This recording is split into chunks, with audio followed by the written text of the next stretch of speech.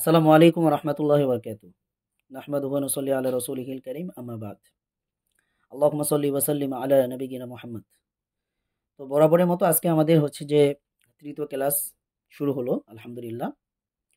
তো গত দুইটা পর্বে আমরা রুকিয়া শরীয়িয়ার সংক্ষিপ্ত ইতিহাস, পরিচিতি এবং শাব্দিক অর্থ, পারিভাষিক অর্থ, এরপরে প্রচলিত অর্থ, এরপরে দ্বিতীয় দিন হচ্ছে রুকিয়ার মেকানিজম, রুকিয়া কিভাবে কাজ করে, এরপরে রুকিয়ার মধ্যে ফু দেওয়ার উপকারিতা কি, একজন রাকির কি কি অস্ত্র আছে, কি কি সৈন্যবাহিনী আছে, এবং ফুয়ের গুরুত্ব আসলে কতটুকু রুকিয়ার মধ্যে, এরপরে শরী রুকিয়া কাকে বলে, এরপর হারাম কুপুর শিরিক রুকিয়া কাকে বলে, এই বিষয়গুলো নিয়ে আমরা কি করছিলাম, বিস্তারিত আলোচনা করেছিলাম।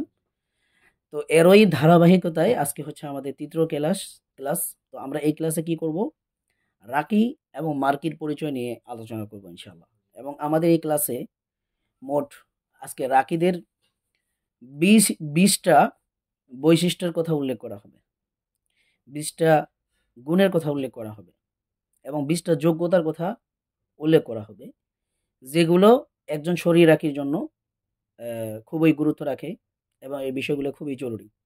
যদি আমি এমন একজন রাখি হতে চাই যার রুকিয়ার তাসির জিন শয়তানের উপর পড়বে এবং যার রুকিয়ার ফলে আল্লাহর হুকুমে পেশেন্ট সুস্থ হবে, এইরকম যদি আমি একজন প্রফেশনাল শরীর রাখি হতে চাই, তাহলে আমাদের মধ্যে কি থাকতে হবে, এই গুণগুলো থাকতে হবে ইনশাআল্লাহ। তো আমরা ইনশাআল্লাহ সেই বিষয়গুলো নিয়ে আজকে ইন ডিটেইলস আলোচনা করব ইনশাআল্লাহ। তো সর্বপ্রথম আসেন রাকি পরিচিতি। তো রাকি বর্তমান সময়ে আমরা মূলত কি রোগের মধ্যে কি করি, শারীরিক মানসিক যত ধরনের সমস্যা আছে, আমরা কি শুধু জিন জাদু চিকিৎসাই করি, বদনজর হাসাদের চিকিৎসাই করি, নাকি এই পৃথিবীর বুকে যত রোগ আছে, যত সমস্যা আছে সবগুলোর জন্য আমরা কি করি, রোকিয়া করি। তো যে হচ্ছে যে এই পৃথিবীর বুকে যত রোগ আছে, এরপরে যত সমস্যা আছে, ইভেন যত বদনজর হাসাদ বা প্যারানরমাল যে সমস্যাগুলো আছে, এগুলার জন্য যিনি কি করেন, রোকিয়া করেন, নিজে করুক বা অন্যের জন্য করে থাকুক, তাকেই মূলত কি বলা হয়, রাকি বলা হয়। তো রাকি দুই প্রকার। প্রথম নম্বর হচ্ছে শরঈ রাকি। তো শরঈ রাকি কাকে বলে? শরঈ রাকির পরিচয় হলো এরকম যে শারীরিক মানসিক রোগ এবং বিশেষ করে জিন জাদু বদনজর হাসাদ ইত্যাদির কারণে সৃষ্ট রোগ বা সমস্যা দূর করার লক্ষ্যে রুকিয়া শারঈয়া তথা কোরআনের আয়াত, হাদিসে বর্ণিত দোয়া এবং হারাম কুফর শিরক মুক্ত শরিয়া সম্মত বৈধ বাক্য পাঠ করে রুকিয়া করার মাধ্যমে যে ব্যক্তি চিকিৎসা সেবা দিয়ে থাকেন, নিজের জন্য হোক অথবা অন্যের জন্য হোক, মানে আমরা নিজেই কি নিজেকে উপকার করা যায় না? আল্লাহ তাআলা কি বলছেন কোরআনে, ওয়ালা তুহলিকু আনফুসাকুম, যে তোমরা নিজেকে কি করো, ধ্বংস না করো, মানে ধ্বংস করিও না। তাহলে যদি নিজেই নিজেকে ধ্বংস করা যায়, তাহলে নিজেই নিজেকে কি করা যায়, উপকার পৌঁছানো যায়। তাহলে যে ব্যক্তি নিজেই রুকিয়া করে নিজেকে উপকৃত করে অথবা এই রুকিয়া সেবার মাধ্যমে কি করে, অন্যজনকে কি করেন, উপকৃত করেন, অন্যজনের সুস্থতার লক্ষ্যে কাজ করেন, এমন ব্যক্তিকেই মূলত কি বলা হয়, শরঈ রাকি বলা হয়। তো যেমন আমরা হাদিসে বলছিলাম, আহ, যেটা মুসলিমে আসছে, রাসূল সাল্লাল্লাহু আলাইহি সাল্লাম বলছেন কি, মানিস্তাতা মিনকুম, তোমাদের মধ্যে থেকে যে ব্যক্তি সক্ষম, আন ইয়ানফা আখাহু, যে তার ভাইকে উপকার পৌঁছাইতে পারে, ফালিয়ানফাহু, সেজন্য তার ভাইয়ের কি করে, উপকার করে।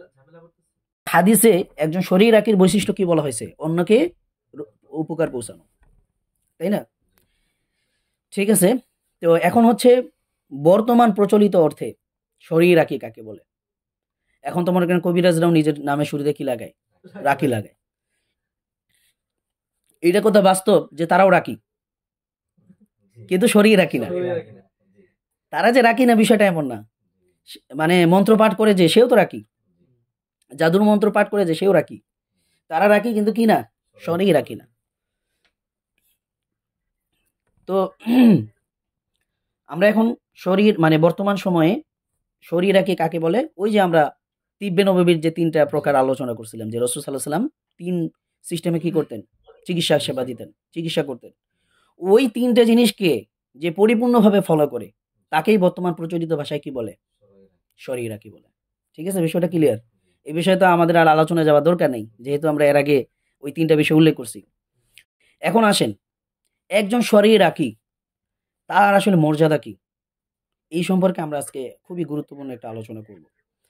আমরা যারা রোকিয়া শরিয়া করি তাদের কি মর্যাদা, তো এই সম্পর্কে ইবনে তাইমিয়া রাহিমাহুল্লাহ তিনি তার মাজমুউল ফতোয়ার ১৯ নম্বর খণ্ডের ৫৩ নম্বর থেকে ৫৪ নম্বর পৃষ্ঠায় কি করছেন, মানে রাকিদের যে মর্যাদা সেটা নিয়ে উনি খুব সুন্দর আলোচনা করছেন।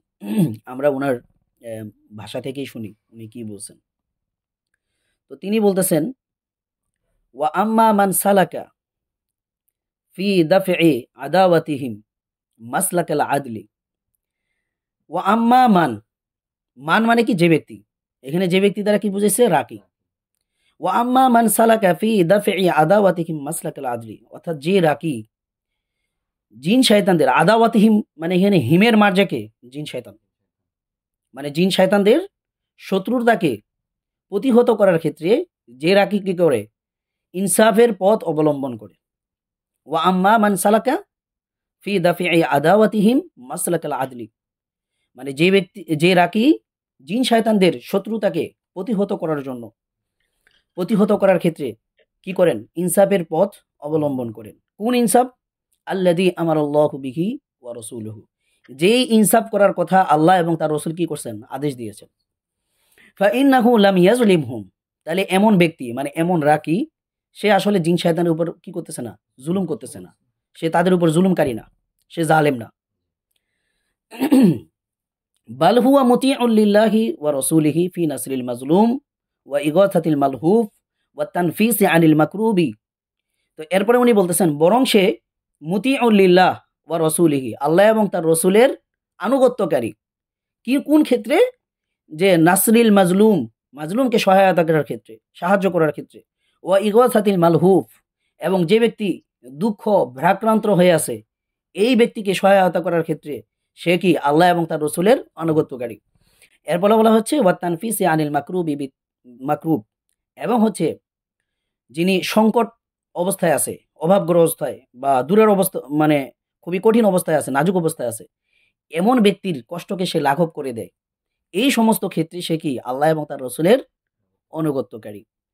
এখন বলা হইতেছে বিতরিক, এমন পন্থার মাধ্যমে, আশ-শারঈ যেটা হলো শরঈ পন্থা, মানে এমন শরঈ পন্থার মাধ্যমে আল্লাতী লাইসা ফিহা শিরকুন বিল খালিকি ওয়ালা মাজলুমুন লিল মাখলুক। তাহলে সে যে এই যে আল্লাহ এবং তার রাসূলের আনুগত্যকারী, মানে মাজলুমকে সহায়তা করার ক্ষেত্রে, উপকার করার ক্ষেত্রে কোন পদ্ধতির মাধ্যমে? এমন শরঈ পদ্ধতির মাধ্যমে যেই শরঈ পন্থীর মধ্যে কি নাই, কোনো শিরিক নাই। কার সাথে? খালেকের সাথে, সৃষ্টিকর্তার সাথে কোনো কি নাই, শিরিক নাই। এরপরে বলা হচ্ছে কি ওয়ালা জুলমুন লিল মাখলুক, এবং মাখলুকের প্রতিও কি নাই, কোনো জুলুম নাই। মানে ইনসাফের যে পথটা হবে, উনি এটাকে এত সুন্দর করে পরিচয় করছে যে এটার মধ্যে আর কোনো সংশয় থাকে না। মানে কবিরাজরা যে বলবে যে আমরা রাখি, এই সুযোগটা আর নাই। মানে এখানে উনি অনেকগুলো মৌসুফ সিফাতের ব্যবহার করছেন, এই যে বিতরিক, আশ-শারঈ, এরপরে এটার আবার কি উনি মাউসুফ দিয়া বর্ণনা করছে বিষয়টা কোন তো মানে শরঈ পন্থা হবে। এরপর হচ্ছে যে ইনসাফের পথটা কেমন হবে, যেটা আল্লাহ এবং তার রাসূল আদেশ দিয়েছেন। মানে হ্যাঁ, অনেকগুলো কায়দা কানুন দিয়ে রাখছে যাতে করে কেউ এখান থেকে ভুল মেসেজ না পায়। তাহলে কি বোঝা গেল? এমন পদ্ধতি, শরঈ পদ্ধতির মাধ্যমে, যেই শরঈ পদ্ধতির মধ্যে কি নাই, আল্লাহর প্রতি, সৃষ্টিকর্তার প্রতি কোনো শিরিক নাই, এবং মাখলুকের প্রতিও কি নাই, কোনো জুলুম নাই। তাহলে বোঝা গেল মানে জিন শয়তানদের উপরও কি হয়, জুলুম করা হয়। কার পক্ষ থেকে? রাকিদের পক্ষ থেকে, কবিরাজদের পক্ষ থেকে। ওটা নিয়েও উনি আলোচনা করছেন মাজমুল ফতোয়ায়, কিন্তু আমরা ওইটা এখানে আনবো না, যেহেতু আমাদের ওইটা টপিকের বাইরে। তারপরে উনি বলতেছেন যে ওয়া মিসলু হাযা লা তুযিহিল জিন্নু, তাহলে এমন ব্যক্তি, এমন রাকিকে জিনেরা কি দিবে না, কষ্ট দিবে না। মানে জিনেরা এই ব্যক্তির, এই রাকির ক্ষতি করতে পারে না। কোন রাকি? যেই রাকি কি প্রথম নম্বর শর্ত, সে আদেল, মানে ইনসাফগার, সে ইনসাফ করে। দ্বিতীয় নম্বর, সে আল্লাহ এবং তার রাসূলের অনুগত্যকারী, মাজলুমকে সহায়তা করার ক্ষেত্রে। এরপরে বলা হচ্ছে এই যে সে উপকার করে বা নুসরত পৌঁছায়, সাহায্য করে মাজলুমকে, এইটার পদ্ধতিটা কি রকম? শরঈ পদ্ধতি। যেটার মধ্যে কি নাই, সৃষ্টিকর্তার সাথে কোনো শিরিক নাই এবং মাখলুকের ক্ষেত্রেও কোনো জুলুম নাই। এই সমস্ত কায়দা কানুনগুলা মেনটেন করে যে রাখি কি করে, রুকিয়া করে, তাহলে লা তুযিহিল জিন্নু, তাহলে জিন তাকে কি করে না, কষ্ট দেয় না, জিন তার ক্ষতি করতে পারে না। কেন ক্ষতি করতে পারে না? উনি এখানে দুইটা কারণ উল্লেখ করছেন। নাম্বার 1, ইম্মা লিমারিফাতিহিম বিআন্নাহু আদিল, যে জিনেরা বুঝতে পারে যে এই ব্যক্তিটা কি, এই রাকি কি একজন আদিল, একজন ইনসাফকারী ব্যক্তি। এইটা তারা বুঝার কারণে তারা রাকির কি করে না, ক্ষতি করে না বা ক্ষতি করতে পারে না। এরপরে বলা হইতেছে ওয়া ইম্মা লিআজিজিহিম আনহু, অথবা তারা রাকির ক্ষতি করতে কি অক্ষম, তারা সক্ষম না রাকির ক্ষতি করতে, অর্থাৎ আল্লাহ তাআলা রাকিকে কি করেন, হেফাজত করেন, এই কারণেই তারা কি না, সক্ষম না। তাহলে এখানে একটা খুবই গুরুত্বপূর্ণ বিষয় দেখেন, সেটা হলো কি, আপনাদের ওই যে আমি একটা কথা বললাম যে আলেম থেকে শুরু করে জাহিল পর্যন্ত সবাই আপনাকে একটা প্রশ্ন করবে, সেটা কি, যে ভাই আপনারা যে রুকিয়া করেন আপনার ক্ষতি করে না? এই প্রশ্নের সম্মুখীন কেউ হয়েছে? আপনারা কারা কারা হয়েছেন একটু বলেন, কমেন্ট করে বলেন। মানে এই প্রশ্নের সম্মুখীন হয় নাই, আমার মনে হয় না যে এমন কোনো রাখি নেই। ঠিক আছে, আমি তো একবারে অনেকের কাছ থেকে এই প্রশ্নের সম্মুখীন হয়েছি যে ভাই জিন শয়তানরা আপনাদের ক্ষতি করে কিনা। তাহলে জিন শয়তানরা ক্ষতি করতে পারে, আবার পারে না। এই ক্ষতি করতে পারে কি হিসাবে, ওইটাও উনি এখানে উল্লেখ করবে। তো যে রাকি ইনসাফের পথে জিন শয়তানদের কি করে, প্রতিহত করে, এবং সে মাজলুমকে সহায়তা করে শরীর পন্থার মাধ্যমে, এমন শরীর পন্থা যেটার মধ্যে কি নেই, মাখলুকের সাথে জুলুম নাই এবং আল্লাহর প্রতি শিরিক নেই। তো এই সমস্ত রাকিকে জিনেরা ক্ষতি করতে পারে না দুই কারণে। কয় কারণে? এক নম্বর কি, যে ইম্মা লিমারিফাতিহিম বিআন্নাহু আদিল, মানে জিন শয়তানরা বুঝতে পারে এই ব্যক্তি কি, এই রাকি একজন আদিল, সে ভালো মানুষ, সে ইনসাফকার, সে জুলুম করে না, সে আল্লাহর সাথে শিরিক করে না। ঠিক আছে, এবং তার পদ্ধতিটা কি, শরীরপন্থী। এখন জিন যদি জানতে পারে যে এই লোকটা শিরিক করে, এই লোকটা কুফর করে, এই লোকটার ট্রিটমেন্ট পদ্ধতি শরীর না, এই লোকটা আদিল না, এই লোকটা আসলে মাজলুমকে সাহায্য করতেছে না, বরং নিজের পকেট ভরার জন্য, নিজের পেট পূরণ করার জন্য সেই কাজগুলো করতেছে, তখন জিন ধরে ওরে ঠিকই বাটান দিবে। বুঝতে পারছেন? জিন ধরে কি করবে, ওরে ঠিকই বাটান দিবে। তাহলে আমরা এইটা বলতে পারি যে প্রত্যেকটা মানে গায়রি শরীর পন্থায় যারা রুকিয়ে করে, এদেরকে জিনেরা মানে 100-এ 100 ক্ষতি করে। তো এটা নিয়ে শাইখুল ইসলাম ইবনে তাইমিয়া রাহিমাহুল্লাহ বলছে যে তারা তাদের ক্ষতিটা করে কয়েকভাবে। এটা এখানে নাই, বাকি আমি বলতেছি আর কি। এটা আমার ওই যে কোর্সে আমরা যখন আরো ডিটেলস আলোচনা করব তখন ওইখানে পাওয়া যাবে এটা। তো উনি কি বলছেন, যে এই জিনেরা তখন তার ক্ষতি করে, ডাইরেক্ট তার ক্ষতি করে, যদি তার না পারে তার সন্তানাদিদের ক্ষতি করে, তার আহলিয়ার ক্ষতি করে, তার ওয়াইফের ক্ষতি করে। যদি সন্তানাদি বা তার নিজের অথবা তার আহলিয়ার কারোর ক্ষতি করতে না পারে, তাহলে লাস্ট পর্যন্ত জিন শয়তানরা ওই কবিরাজের পশুদের উপর আক্রমণ করে। মানে তার যে গবাদি পশু থাকে, ছাগল হোক, গরু হোক, মহিষ হোক, এইগুলোর উপর পর্যন্ত হলেও কি করে, আক্রমণ করে। এরপরে উনি বলতেছেন যে ওয়া ইন কানাল জিন্নিয়্যু মিনাল আফারিত ওয়া হুয়া দাঈফ, আর যদি জিন ইফরিত টাইপের হয়, মানে অনেক শক্তিশালী হয়, ওয়া হুয়া দাঈফ, আর রাকি যদি কি হয়, দুর্বল হয়, রাকি যদি কি হয়, দুর্বল হয়। তো দুর্বল হওয়াটা এখানে অনেক দিক থেকে বোঝায়। সে শারীরিকভাবে দুর্বল হইতে পারে, মানসিকভাবে দুর্বল হইতে পারে। তো মানসিকভাবে দুর্বল কেমন, সে নিজেই ভয় পায়, রুকিয়া করতেছে, তো তেলাওয়াত শুরু করছে, হঠাৎ জিন উঠে এমন একটা চিল্লানি দিছে, ও নিজে ভয় পাই গেছে। ঠিক আছে, এরকম কিন্তু হয় অনেক রাকিকে আমি দেখছি যে ও দিনের দাবরানি শুনেই কি হয়ে গেছে, চমকে উঠছে। তো এইরকম দুর্বল হওয়া যাবে না, অর্থাৎ সে শারীরিক এবং মানসিকভাবে সব দিক থেকে কি ফিট থাকতে হবে, এবং সাইকোলজিক্যাল ভাবে স্ট্রং থাকতে হবে। মানে জিন শয়তানরা সাইকোলজিক্যাল দিক থেকে কি করতে পারে না, রাকিকে দুর্বল করতে পারে না। এমন ব্যক্তি যদি কি হয়, শক্তিশালী হয়, তাহলে জিন শয়তানরা তার ক্ষতি করতে পারবে না।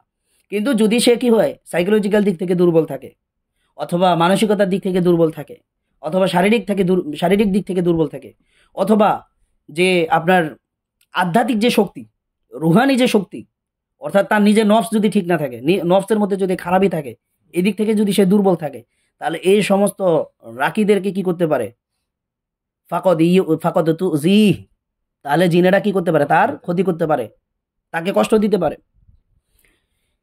কেন? ওইটাই বলছে যে জিন আফারিত আর রাকি কি হয়েছে, দুর্বল। তাহলে দুর্বল রাকি যারা, তাদেরকে কি করতে পারে, জিনেরা ক্ষতি করতে পারে, কষ্ট দিতে পারে।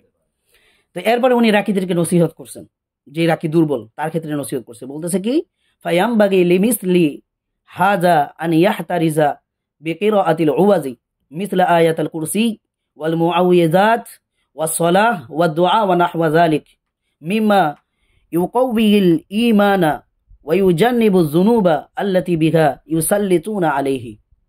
এরপরে উনি বলতেছেন তাহলে এই সমস্ত রাকিদের জন্য উচিত হইল যে সে সতর্কতা অবলম্বন করবে কিসের মাধ্যমে, ওই আশ্রয় প্রার্থনামূলক দোয়া পাঠ করার মাধ্যমে। সেগুলো কি, সেটা হচ্ছে আয়াতুল কুরসি, সূরা ফালাক এবং নাস, বেশি বেশি করে নফল সালাত পড়া, আল্লাহর কাছে দোয়া করা, এবং এই ধরনের যে নেক আমলগুলো আছে যেগুলোর মাধ্যমে কি হয় ব্যক্তির ঈমান মজবুত হয়, এবং যে সমস্ত নেক আমলের মাধ্যমে কি হয় মানুষ গুনাহ থেকে বেঁচে থাকতে পারে। কোন গুনাহ? যেই গুনার কারণে শয়তানরা তার উপর কি হতে পারে, প্রভাব বিস্তার করতে পারে, কর্তৃত্ব স্থাপন করতে পারে।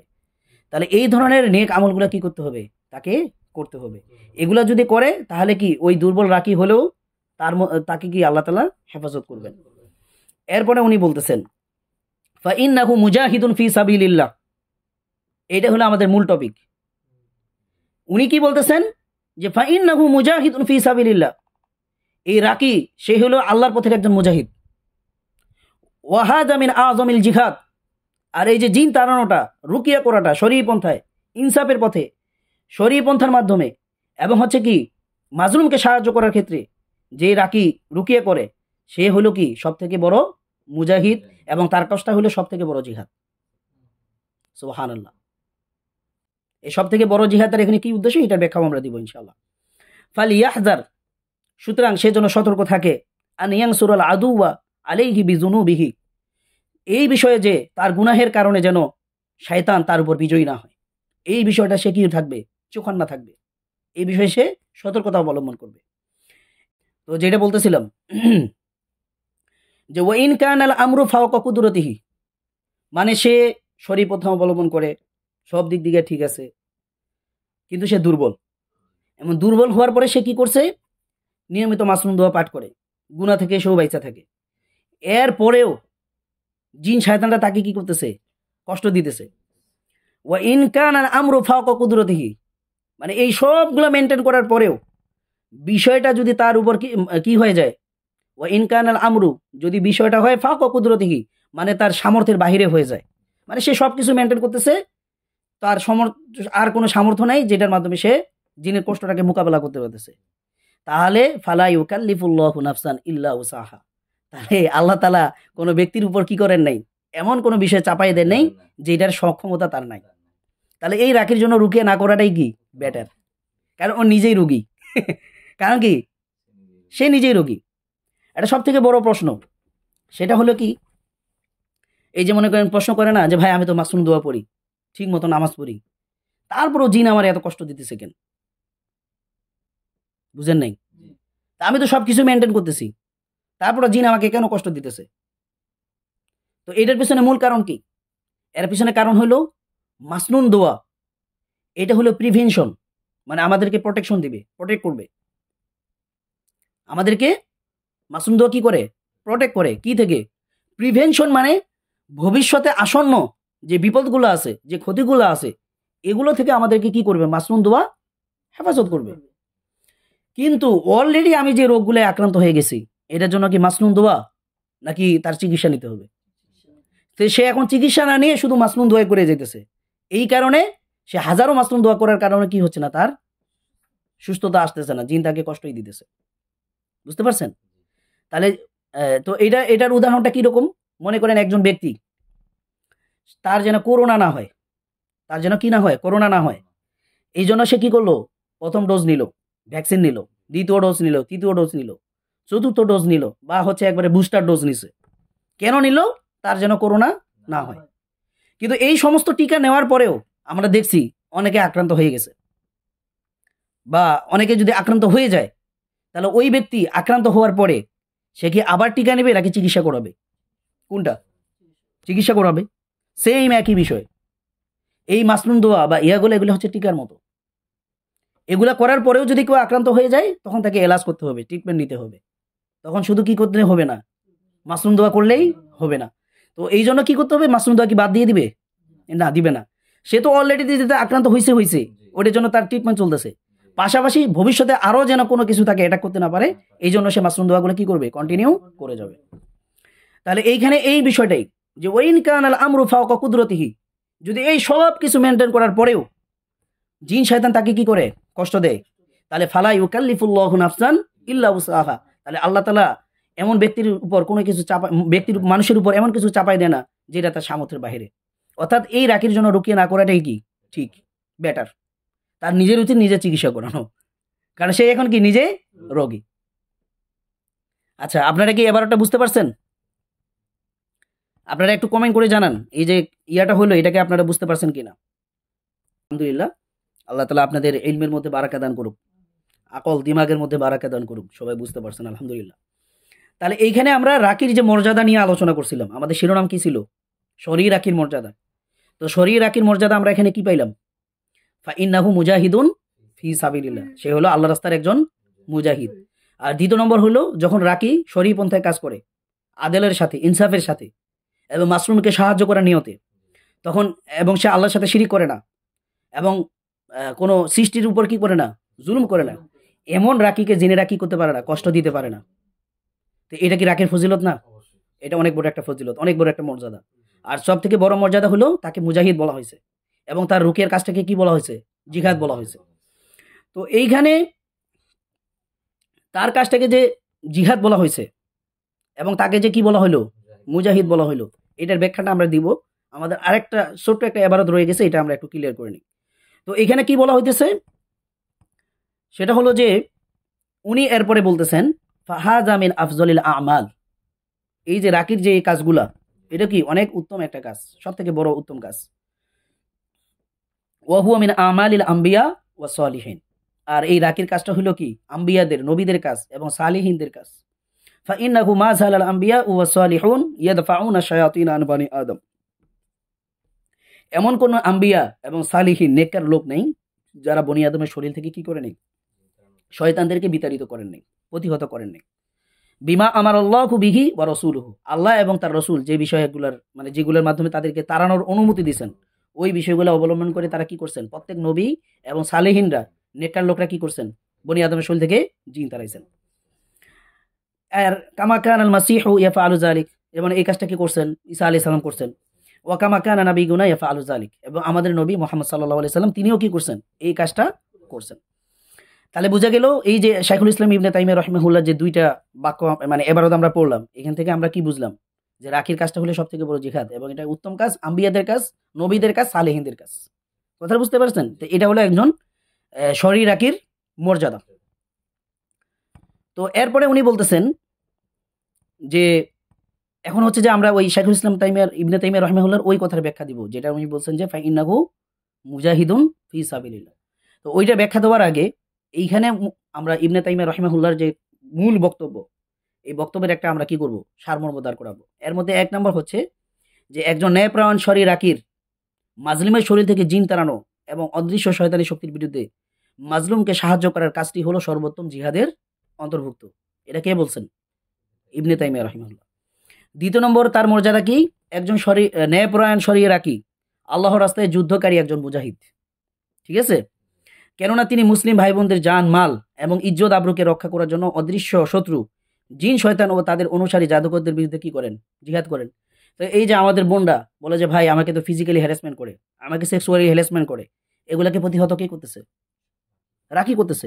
সে তার মুসলিম ভাই এবং বোনের ইজ্জত আবরুকে মানে রক্ষা করার জন্য সে জিহাদ করতেছে না, সে জিহাদ করতেছে। এরপরে বলা হচ্ছে কি যে বনি আদমের শরীর থেকে জিন তাড়ানো এটা কার কাজ? প্রত্যেক আম্বিয়া এবং সালেহিনদের কাজ। এরপরে আরেকটা কথা কি যে ইনসাফ এবং শরীয়ত পন্থায় রুকিয়া করার কারণে জিন শয়তানরা কি করে না, রাকির ক্ষতি করতে পারে না। কয় কারণে? দুই কারণে। একটা হলো যে জিন শয়তানরা বুঝতে পারে রাকি কি আদেল, ইনসাফপূর্ণ, ইনসাফগার বা ইনসাফ করেছে। আর দ্বিতীয় নম্বর হলো কি আল্লাহ তাআলা তাদের ক্ষতি থেকে কি করে, মানে ক্ষতি করা থেকে অক্ষম করে দেয়, মানে আল্লাহ তাদেরকে অক্ষম করে দেয় যে তারা রাকির ক্ষতি করতে পারবে না। এখন আসেন যে এইখানে আসলে জিহাদ দ্বারা কি উদ্দেশ্য? উনি যে বলছেন যে ফাইন্নাহু মুজাহিদ, এবার ওয়াহাদা মিন আযমিল জিহাদ, এটাকে উনি সব থেকে বড় জিহাদ বলছে। এটার দ্বারা উদ্দেশ্য কি? এটার দ্বারা উদ্দেশ্য হলো ওই রকম জিহাদ উদ্দেশ্য যে ক্ষেত্রে রাসূল সাল্লাল্লাহু আলাইহি ওয়াসাল্লাম কি বলছেন, একটা হাদিসে আসছে যেটা আবু সাঈদ খুদরি রাদিয়াল্লাহু তাআলা আনহু থেকে বর্ণিত। তিনি কি বলছেন যে আন্না নবী সাল্লাল্লাহু আলাইহি ওয়াসাল্লাম قال, যে রাসূল সাল্লাল্লাহু আলাইহি ওয়াসাল্লাম বলেছেন, ইন্না মিন আযমিল জিহাদি কালিমাতা আদলিন ইনদা সুলতানিন জাইর। অর্থাৎ এই জালেম শাসকের বিরুদ্ধে বা জালেম শাসকের সামনে সত্য কথা বলা, ইনসাফপূর্ণ কথা বলা, এটা হলো কি সবথেকে বড় জিহাদ। তো রাকিয়ে কি করে, এই ধরনের জিহাদ করে। তো এই ধরনের জিহাদ যারা করে তাদের কি বলা যাবে যে একজন রাকি সে বদরের যুদ্ধের মতো যুদ্ধ করতেছে, উহুদের যুদ্ধের মতো যুদ্ধ করতেছে, খন্দকের মতো করতেছে, তারপরে হচ্ছে যে আপনার খাইবারের যুদ্ধের মতো করতেছে, তাবুকের মতো করতেছে? এইরকম জিহাদকারী সে না। সে হলো কি রকম, ওই যে ইংদা কালিমাতা আদিলিন ইংদা সুলতান জাইর, মানে সে জালেম শাসকের সামনে সত্য কথা বলতেছে। এইটাকে যেমন জিহাদ বলা হয়েছে, এই রাকির কাজটা হলো এই ক্যাটাগরি জিহাদ। এটার দ্বারা কেউ যেন এই অপব্যাখ্যার সুযোগ না নেয় যে আমি একজন বদরের যুদ্ধের মতো কি যুদ্ধকারী, উহুদের মতো যুদ্ধকারী। ঠিক আছে, এই সুযোগ কি আছে? নাই।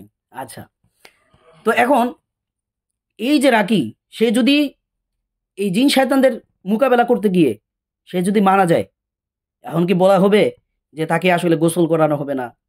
তাকে মানে ওই যে যেমন যারা হাকিকি শহীদ তাদের ক্ষেত্রে কি হয়, তাদেরকে গোসল করানো হয় না, যেই অবস্থায় ছিল ওই অবস্থায় কি করা হয়, তার জানাজা পড়া হয়, দাফন করা হয়। কিন্তু এখন এই যে রাকি জিন শয়তানদের বিরুদ্ধে যুদ্ধ করতে গিয়ে কি হবে, মারা যাবে, তাকে কি হাকিকি শহীদ বলা যাবে নাকি হুকমি শহীদ? মানে তার জানাজাও পড়তে হবে, তাকে গোসলও করাইতে হবে। বুঝতে পারছেন? তো এখন হইল গত কয়েক বছর আগে, এটা 2 থেকে 3 বছর হবে, সেটা হলো কি রকম, একজন আরবের রাকি, আমাদের মতো বয়স, একবারে যুবক, সে এক পেশেন্টের বাসায় গেছিল রুকিয়া করতে। তো যখনই সে দরজা দিয়ে ঢুকছে, পেশেন্ট একটা দা নিয়ে বা ছুরি নিয়ে দাঁড়াই ছিল, ঢুকছে সাথে সাথে তার পেটের ভিতরে ঢুকে দিছে ছুরি দিয়ে, ওই রাকিকে শহীদ করে ফেলছে। এখন এই রাকি তো পেশেন্টকে কি করতে গেছে, ওই যে মাজলুমকে সাহায্য করতে গেছে, কি পন্থায়, শরী পন্থায়, ইনসাফের পন্থায়, তাই না? তো তাকে কি করা হলো, জিন শয়তানরা শহীদ করছে। এটা তো পেশেন্ট করে না, এটা জিন শয়তান করছে, তাকে শহীদ করে দেওয়া হয়েছে। এখন কি বলা হবে যে একে এইভাবেই দাফন করতে হবে, তার গোসল দেওয়া যাবে না? কারণ সে হলো মাজাজি শহীদ অথবা হুকমি শহীদ বলা হয়, সে আসলে ওই হাকিকি শহীদ না। বুঝতে পারছেন? তো এখন এইখানে আরেকটা বিষয়, সেটা হলো যে যেহেতু আপনি শয়তানের বিরুদ্ধে যুদ্ধ করতেছেন, তাহলে আপনারা যখন রুমে ঢুকেন অথবা আপনার যে প্রতিষ্ঠান আছে, মনে করেন পেশেন্ট এসে বসে আছে, একজন রাকি সে পরে আসতেছে, তো সে সেন্টারে ফোন দিল যে পেশেন্ট আসছে কিনা, বলো যে হ্যাঁ আসছে, আপনি আসেন। তো এই যখন সে সেন্টারে ঢুকবে বা রোগী যে রুমে বসে আছে ওই রুমে ঢুকবে, এই রাকির জন্য খুবই সতর্কতা অবলম্বন করাটা কি জরুরি। কারণ যে কোনো মুহূর্তে শয়তানরা পেশেন্টের কন্ট্রোল নিয়ে তার উপর কি করতে পারে, আক্রমণ করতে পারে।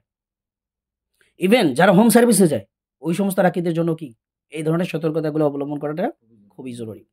আরেকটা বিষয় হলো, রুকিয়ার সময় খুবই চোখান্না থাকতে হবে। কারণ কোন আয়াত, কোন দোয়া বা কোন কথামালার কারণে শয়তান রিয়েক্ট করে বসে এবং আপনার উপর আক্রমণ করে বসে, এটা আপনি কল্পনা করতে পারবেন না। এই জন্য পুরো মুহূর্তটা কি থাকা, চোখান্না থাকা, সতর্ক থাকা। আপনার গাফলতির কারণে আপনি ধ্বংস হয়ে যাবেন।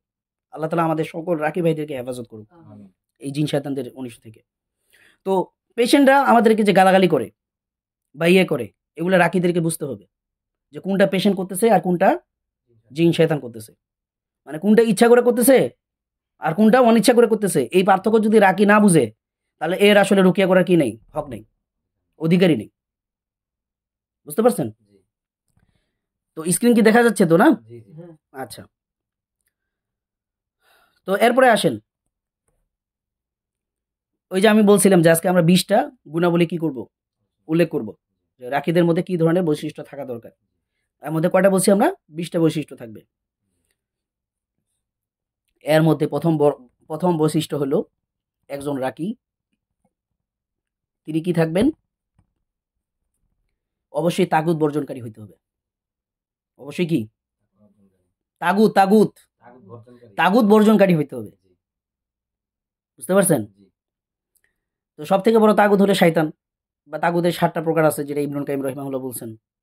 এর মধ্যে কিছু শাসকের কথা বলা হয়েছে, মূর্তির কথা বলা হয়েছে, এরপরে হচ্ছে জাদুকরের কথা বলা হয়েছে, হ্যাঁ, জিন শয়তানদের কথা বলা হয়েছে।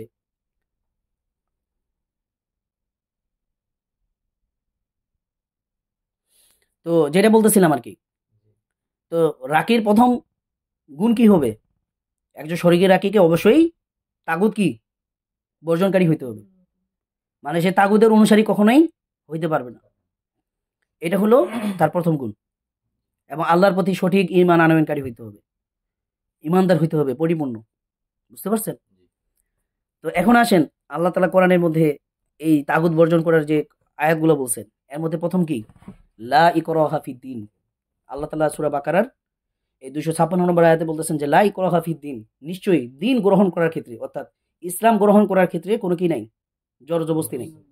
আপনি কোনো কাফেরকে জোর কইরা ইসলামে ঢুকাইতে পারবেন না। এরপরে বলা হইতেছে কি? কত তাবাইয়ানা রুশদু মিনাল গাই, নিশ্চয়ই ভ্রান্ত পথ, নিশ্চয়ই সঠিক পথ ভ্রান্ত পথ থেকে আলাদা হয়ে গেছে, স্পষ্ট হয়ে গেছে। কত তাবাইয়ানা রুশদু মানে সঠিক পথ, মিনাল গাই বিভ্রান্তির পথ থেকে, গুমরাহির পথ থেকে কি হয়েছে? বাইয়ান, স্পষ্ট হয়ে গেছে, আলাদা হয়ে গেছে। ফামাই ইয়াকফুর বিত্তাগুত, সুতরাং যে ব্যক্তি তাগুতকে বর্জন করবে, তাগুতকে কুফুর করবে। ইয়াকফুর মানে কি করা? অস্বীকার করা, তাগুতকে কুফুর করা। ঠিক আছে? ওয়ায়ুমিন বিল্লাহ, এবং সে আল্লাহর উপর ঈমান নিয়ে আসবে। ফাকাদ ইসতামসাকা বিল উরওয়াতিল উসকা, তাহলে সে যেন এমন এক মজবুত হাতল আঁকড়ায় ধরলো, পাকড়াও করলো, লাং ফিসমা লাহা, যা কখনো কি হবে না, ছিন্ন হবে না, ছুটে যাবে না। ওয়াল্লাহু সামিউন আলিম, আল্লাহ তাআলা সবকিছু জানেন এবং সবকিছুই শুনেন। যেটা বলতেছিলাম, তো একজন রাকিকে তার প্রধান বৈশিষ্ট্য কি? প্রথম বৈশিষ্ট্য কি? তাগুত বর্জনকারী হইতে হবে। এখন দেখেন, আজকে ইসলামের পরিবর্তে অনেকগুলো দিন, অনেকগুলো ধর্ম তৈরি হয়েছে, যেগুলো বিভিন্ন নাম দিয়ে, মতবাদের নাম দিয়ে, যেগুলোকে মানুষ সরাসরি কি বলে না, ধর্ম বলে না। এর মধ্যে এক নম্বর হলো কি? সেকুলারিজম। সেকুলারিজম বুঝো? হ্যাঁ, সেকুলারিজম বুঝে না। আর একটা হলো গণতন্ত্রপন্থী, ডেমোক্রেসি। ঠিক আছে? তো এইরকম আরো আছে কি? এরপর হচ্ছে ওই যে আপনাদের এই ওই যে আরেকটা আছে, ওই যে সমাজতন্ত্র বলে, সমাজতন্ত্র বলে, এইরকম সমাজতন্ত্রী। তো এইরকম যারা, মানে যার যে রাকি গণতন্ত্রকে সাপোর্ট করে, অর্থাৎ সে গণতন্ত্রকে কি করে? সাপোর্ট করে, গণতন্ত্রের বিষয়গুলোকে সে সাপোর্ট করে, যে সমস্ত ক্ষমতার উৎসকে জনগণ। আর ইসলাম কি বলে? সমস্ত ক্ষমতার উৎসকে আল্লাহ। ঠিক আছে? আলা ইন্নাল কুওয়াতা লিল্লাহি জামিআ, সমস্ত ক্ষমতার উৎসকে আল্লাহ। আর গণতন্ত্র কি বলে? Government of the people, by the people, for the people, মানে সমস্ত ক্ষমতার উৎসকে জনগণ। আর সমস্ত সার্বভৌমত্ব ক্ষমতার মালিককে আল্লাহ। আর গণতন্ত্র কি বলে? সার্বভৌমত্ব ক্ষমতার মালিককে জনগণ। এই যে বিষয়গুলা আল্লাহ তাআলা সূরা আলে ইমরানের মধ্যে কি বলছেন? কুলিল্লাহুম্মা মালিকাল মুলক, যে নবী তুমি বলো, আল্লাহুম্মা, হে আল্লাহ, মালিকাল মুলক, আপনি সমস্ত সার্বভৌমত্বের মালিক। এবং রাকি যদি গণতন্ত্রপন্থী হয়, সে বিশ্বাস করবে কি? জনগণ হলো মানে সার্বভৌমত্ব ক্ষমতার মালিক। তাহলে রাকিকে প্রথম কি করতে হবে? এই তাগুতের বানানো যে নতুন ধর্মগুলা, যে দিনগুলো আছে, এগুলাকে কি করতে হবে? বর্জন করতে হবে। এখন কোন রাকি যদি সেকুলারিজমে বিশ্বাসী হয়, গণতন্ত্রে বিশ্বাসী হয়, মাওবাদী লেনিনবাদীদের বিশ্বাসী হয়, এলজিবিটি এগুলাকে সাপোর্ট করে, তাহলে এই ধরনের রাকি, তারা আসলে শরীর রাকি হওয়ার কি নেই, যোগ্যতা তো নাই। ও প্রথম হলে ওর ইমানই নেই, এ কাফের। ঠিক আছে? এ মুরতাদ। তাহলে প্রথম গুণ কি থাকতে হবে? তাকে তাগুত বর্জনকারী হইতে হবে এবং সঠিক ইমানদার হইতে হবে। কথাটা বুঝতে পারছেন? এটা হলো প্রথম এরপরে এইখানে আল্লাহ তাআলা এরপরে দ্বিতীয় আয়াতে বলতেছেন, সূরা নিসার 60 নম্বর আয়াতে, আলাম তারা ইলাল্লাযিনা ইয়াজউমুনা আন্নাহুম আমানু, যে আলাম তারা, হে নবী আপনি কি দেখেননি? ইলাল্লাযিনা ইয়াজউমুনা, ওই সমস্ত লোকদেরকে যারা বলে, আন্নাহুম আমানু, তারা ঈমান আনছে, বিমা উনজিলা ইলাইকা, তোমার উপর যা নাজিল হয়েছে সেগুলোর উপর, ওমা উনজিলা মিন ক্বাবলিকা, এবং আপনার উপর যা কিছু নাজিল হয়ে, আপনার পূর্বে যা কিছু নাজিল হয়েছে ওগুলোর উপর তারা কি করছে? ঈমান নিয়ে আসছে।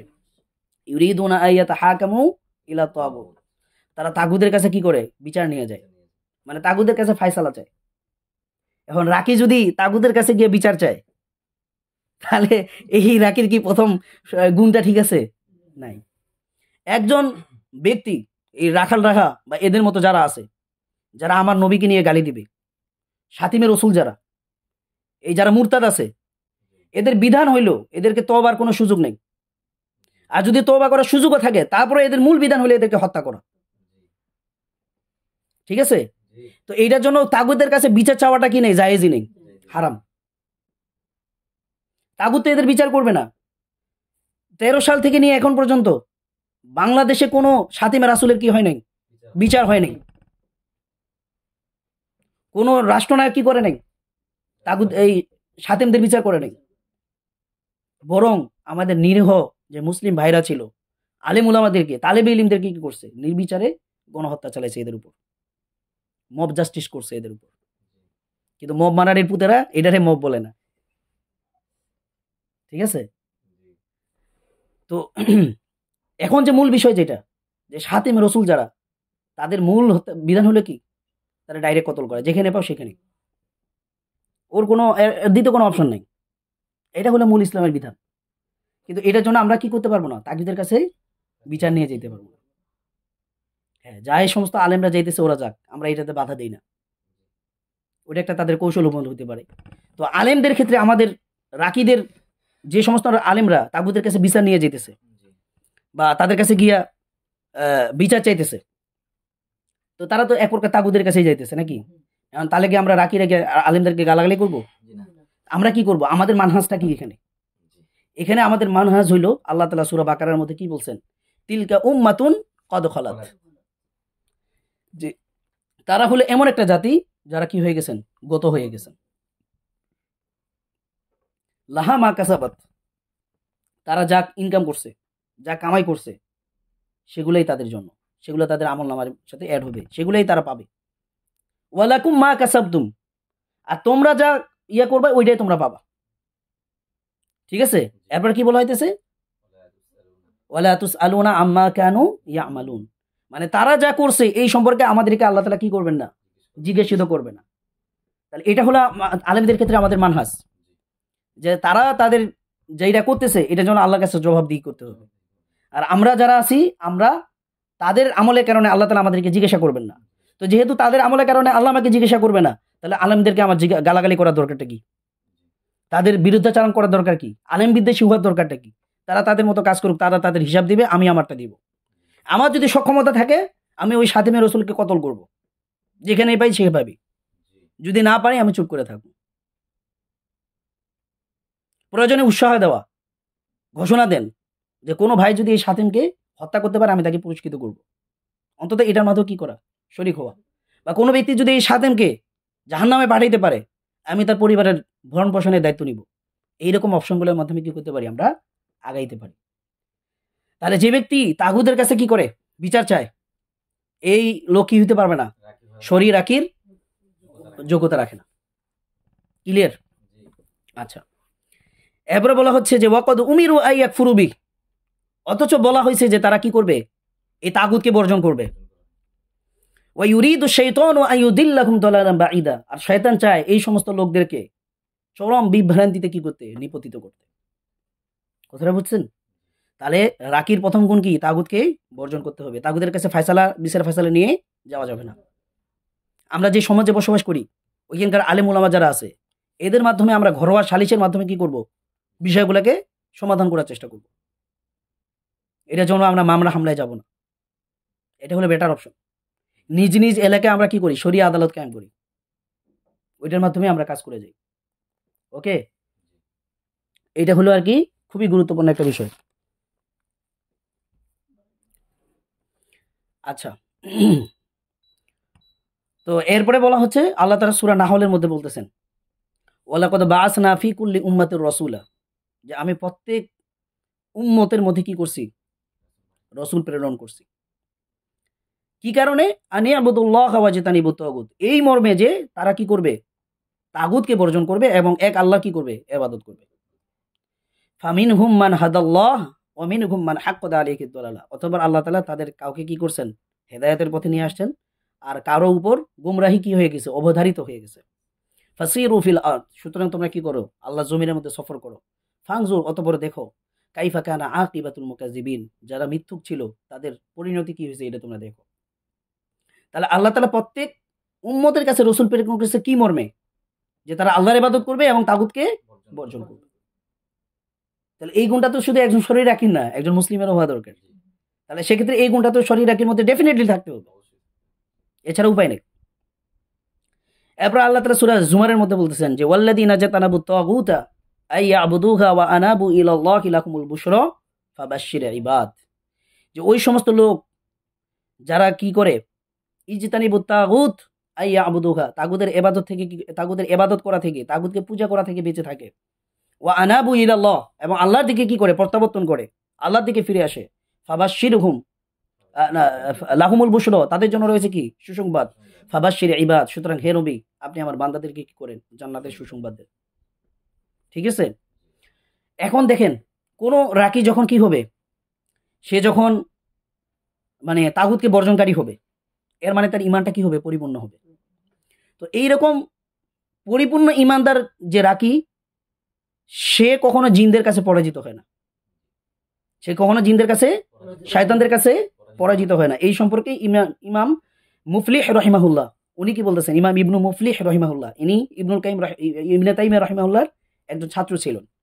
উনি বলতেছেন ইন্না শাইতানা ইয়াসরাউ কামা ইয়াসরাউল ইনসান, মানে নিশ্চয়ই শয়তান কি হয়, ইয়াসরাউ, সরাউন দ্বারা কি বুঝি আমরা, জিনে ধরা রোগ বা মির্গি রোগ হয়, অর্থাৎ কোনো একটা জিনিস তাকে ধরাশায়ী করে, তাকে পরাজিত করে ফেলে, তাকে পরাভূত করে ফেলে। তো উনি বলতেছেন যে ইন্না শাইতানা ইয়াসরাউ, নিশ্চয়ই শয়তান কি হয়, ধরাশায়ী হয়, পরাজিত হয়, পরাভূত হয়, কামা ইয়াসরাউল ইনসান, যেমনি ভাবে মানুষ কি হয়, পরাজিত হয়, পরাভূত হয়। কখন শয়তান পরাজিত হয়?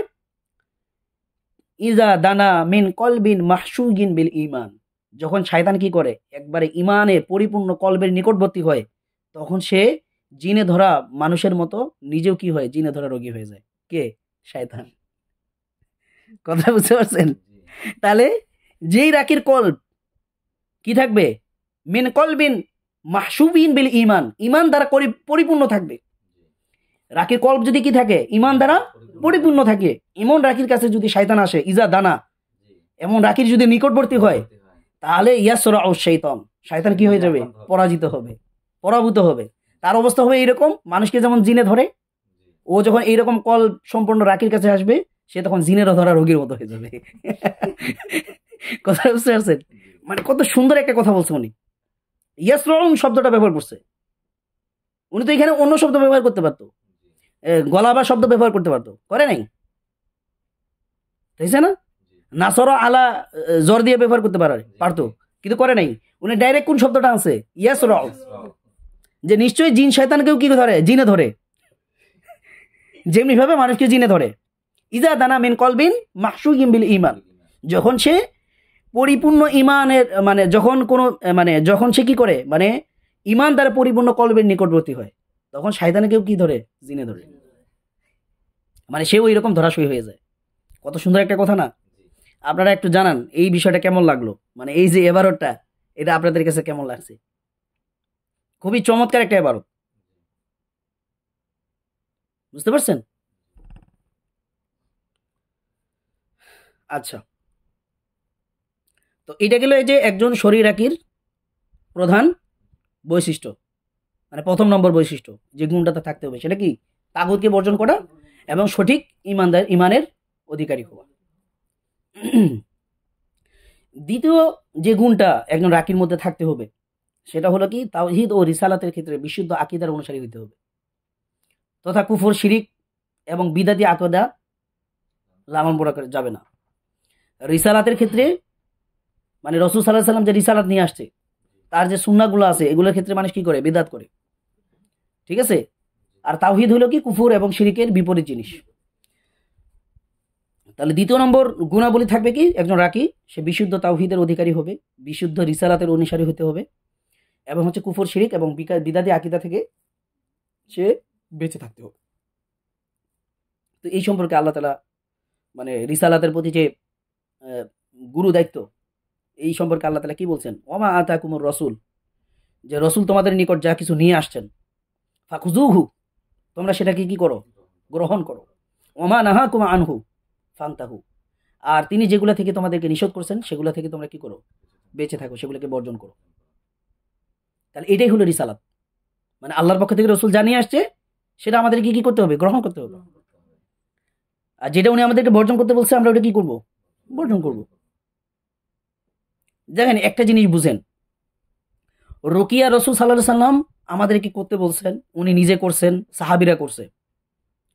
উনি জীবনে কোনোদিন তাবিজ দিছেন? বরং যারা তাবিজ পইরা আসছে তাদের অনেককে উনি কি করে নাই? বায়াত নেয় নাই। এরকম হাদিস আছে, কিন্তু মানে উনি তাবিজকে সাপোর্ট করছে এরকম কোনো হাদিস নেই। তাহলে এটা কি ওমা নাহাকুমা আনহুর মধ্যে পড়ে না? যে উনি যা নিষেধ করছেন সেটা থেকে কি করা? বেঁচে থাকা। তাহলে কোনো একজন ব্যক্তি সে নিজেকে শরীর রাখি দাবি করবে, আবার সে তাবিজকে সাপোর্ট করে, এটা হইতেই পারে না। এর রিসালাতের মধ্যে কি আছে? সমস্যা আছে। ক্লিয়ার? আচ্ছা। এরপরে দ্বিতীয় নম্বর হলো কি? শিরিক এবং বিদাত থেকে দূরে থাকা। তো বিদাতের সম্পর্কে হাদিসে কি আসছে? মান আহাদাসা ফি আমরিনা হাজা, যে ব্যক্তি আমাদের এই দিনের মধ্যে নতুন কোনো বিষয় কি করে? উদ্ভাবন করে বা সৃষ্টি করে, মা লাইসা মিনহু, যেটা আমাদের দিনের মধ্যে কি নাই, এটার কোনো অস্তিত্বই নাই, মানে আমাদের দিনের মধ্যে এটা নাই, ফাহুয়া রদ্দুন, তাহলে তার ওই বিষয়টা কি হয়ে যাবে? প্রত্যাখ্যাত হবে, ওটাকে মানা যাবে না। অর্থাৎ বিদাতি যে কার্যক্রমগুলো আছে, মিলাদ কিয়াম করা, ঠিক আছে, এরপরে হলো যে আপনার এই ইশকে রাসুলের মাধ্যমে, মানে আশেকে রসুল হওয়ার দেখাইতে গিয়ে কি, মানে মিলাদ কিয়াম করে উল্টে ফেলতেছে, কিন্তু আল্লাহ রসুলকে যখন নিয়ে গালাগালি করা হয় তখন ওই শালা মুখে কুলুবাইটা থাকে। হ্যাঁ, তখন আর ওর ইশ কাজ করে না, ওর ইশকে তখন জিনে ধরে, ঠিক আছে, ও নিজে তখন মাসরু হয়ে যায়, মানে যেখানে ইশ দেখার দরকার ওখানে ইশক নাই। এই হলো মূলত মানে অবস্থা। তো এইরকম বেদাতি কার্যক্রমের সাথে রাখি কি হইতে পারবে না? শরীক হইতে পারবে না, তার মধ্যে এই গুণ থাকতে পারবে না। ঠিক আছে? আচ্ছা। তারপরে দেখেন তাওহীদ ও বিশুদ্ধ ইমানের গুরুত্ব সম্পর্কে রাসূল সাল্লাল্লাহু আলাইহি ওয়াসাল্লাম কি বলছেন? মান ক্বালা লা ইলাহা ইল্লাল্লাহ দাখালাল জান্নাহ, যে ব্যক্তি বলবে কি লা ইলাহা ইল্লাল্লাহ, সে জান্নাতে যাবে। এখন লা ইলাহা ইল্লাল্লাহ এইটার অর্থই তো মানুষ জানে না।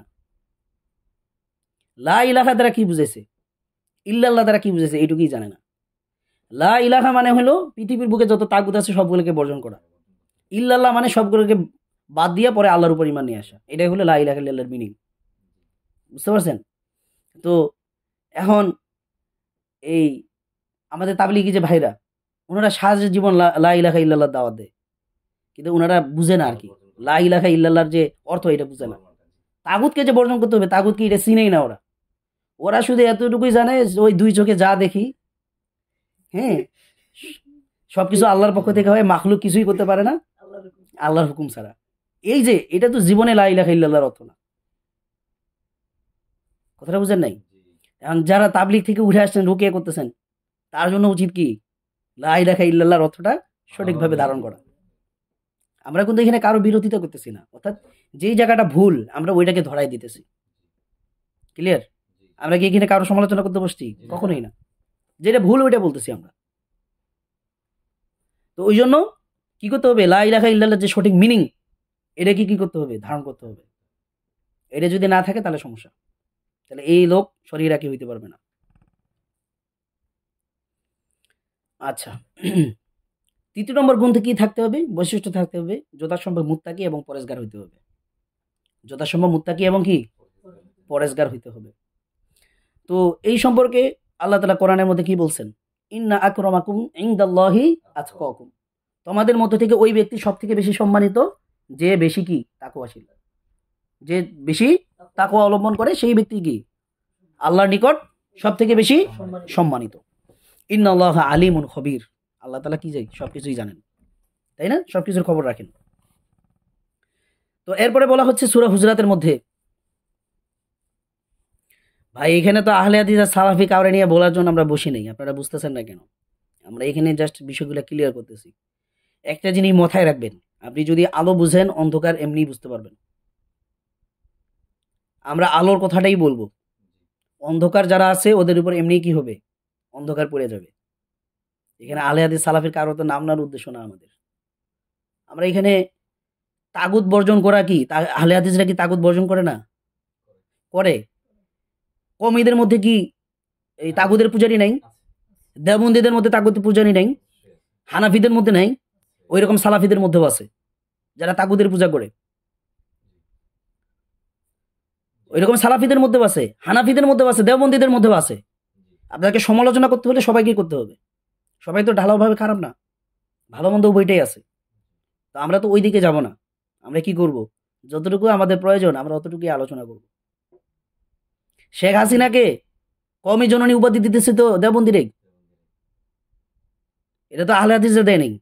আহলে হাদিসরা কি বলছে? যে শেখ হাসিনা হলে মুসলিম শাসক, তার বিরুদ্ধে বিদ্রোহ করা যাবে, এটা খারেজি। ঠিক আছে? তো উভয় পক্ষের মধ্যে কি আছে? এই ঝামেলাগুলো আছে। তো আমরা তো এটা করতে পারি না। আমরা যেটা করবো, আমরা আলো চিনাইতেছি রাকিদেরকে। অন্ধকার কি ও এমনি চিনবে, ও এখন যে ঘরানারই হোক। ক্লিয়ার? ইনশাল্লাহ। তাহলে আমরা এটা নিয়ে আর কোনো কিছু লেখালেখি করবো না ইনশাল্লাহ। আচ্ছা, তো আল্লাহ তাআলা কি বলতেছেন এরপরে দ্বিতীয় আয়াতে?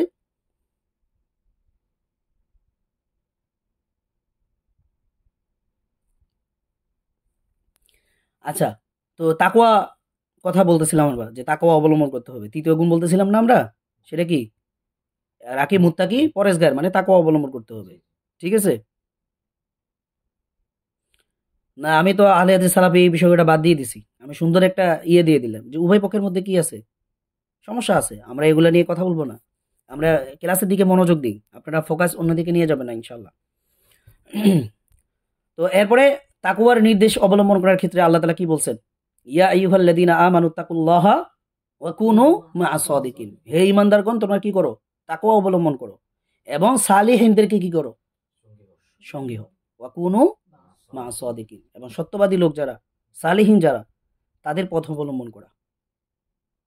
তাই না? আচ্ছা, তাহলে বোঝা গেল কি, এখানে সালিহিন যেহেতু বলা হয়েছে, সলিহিন মানে বাংলায় সালিহিন বলে আর কি। ঠিক আছে?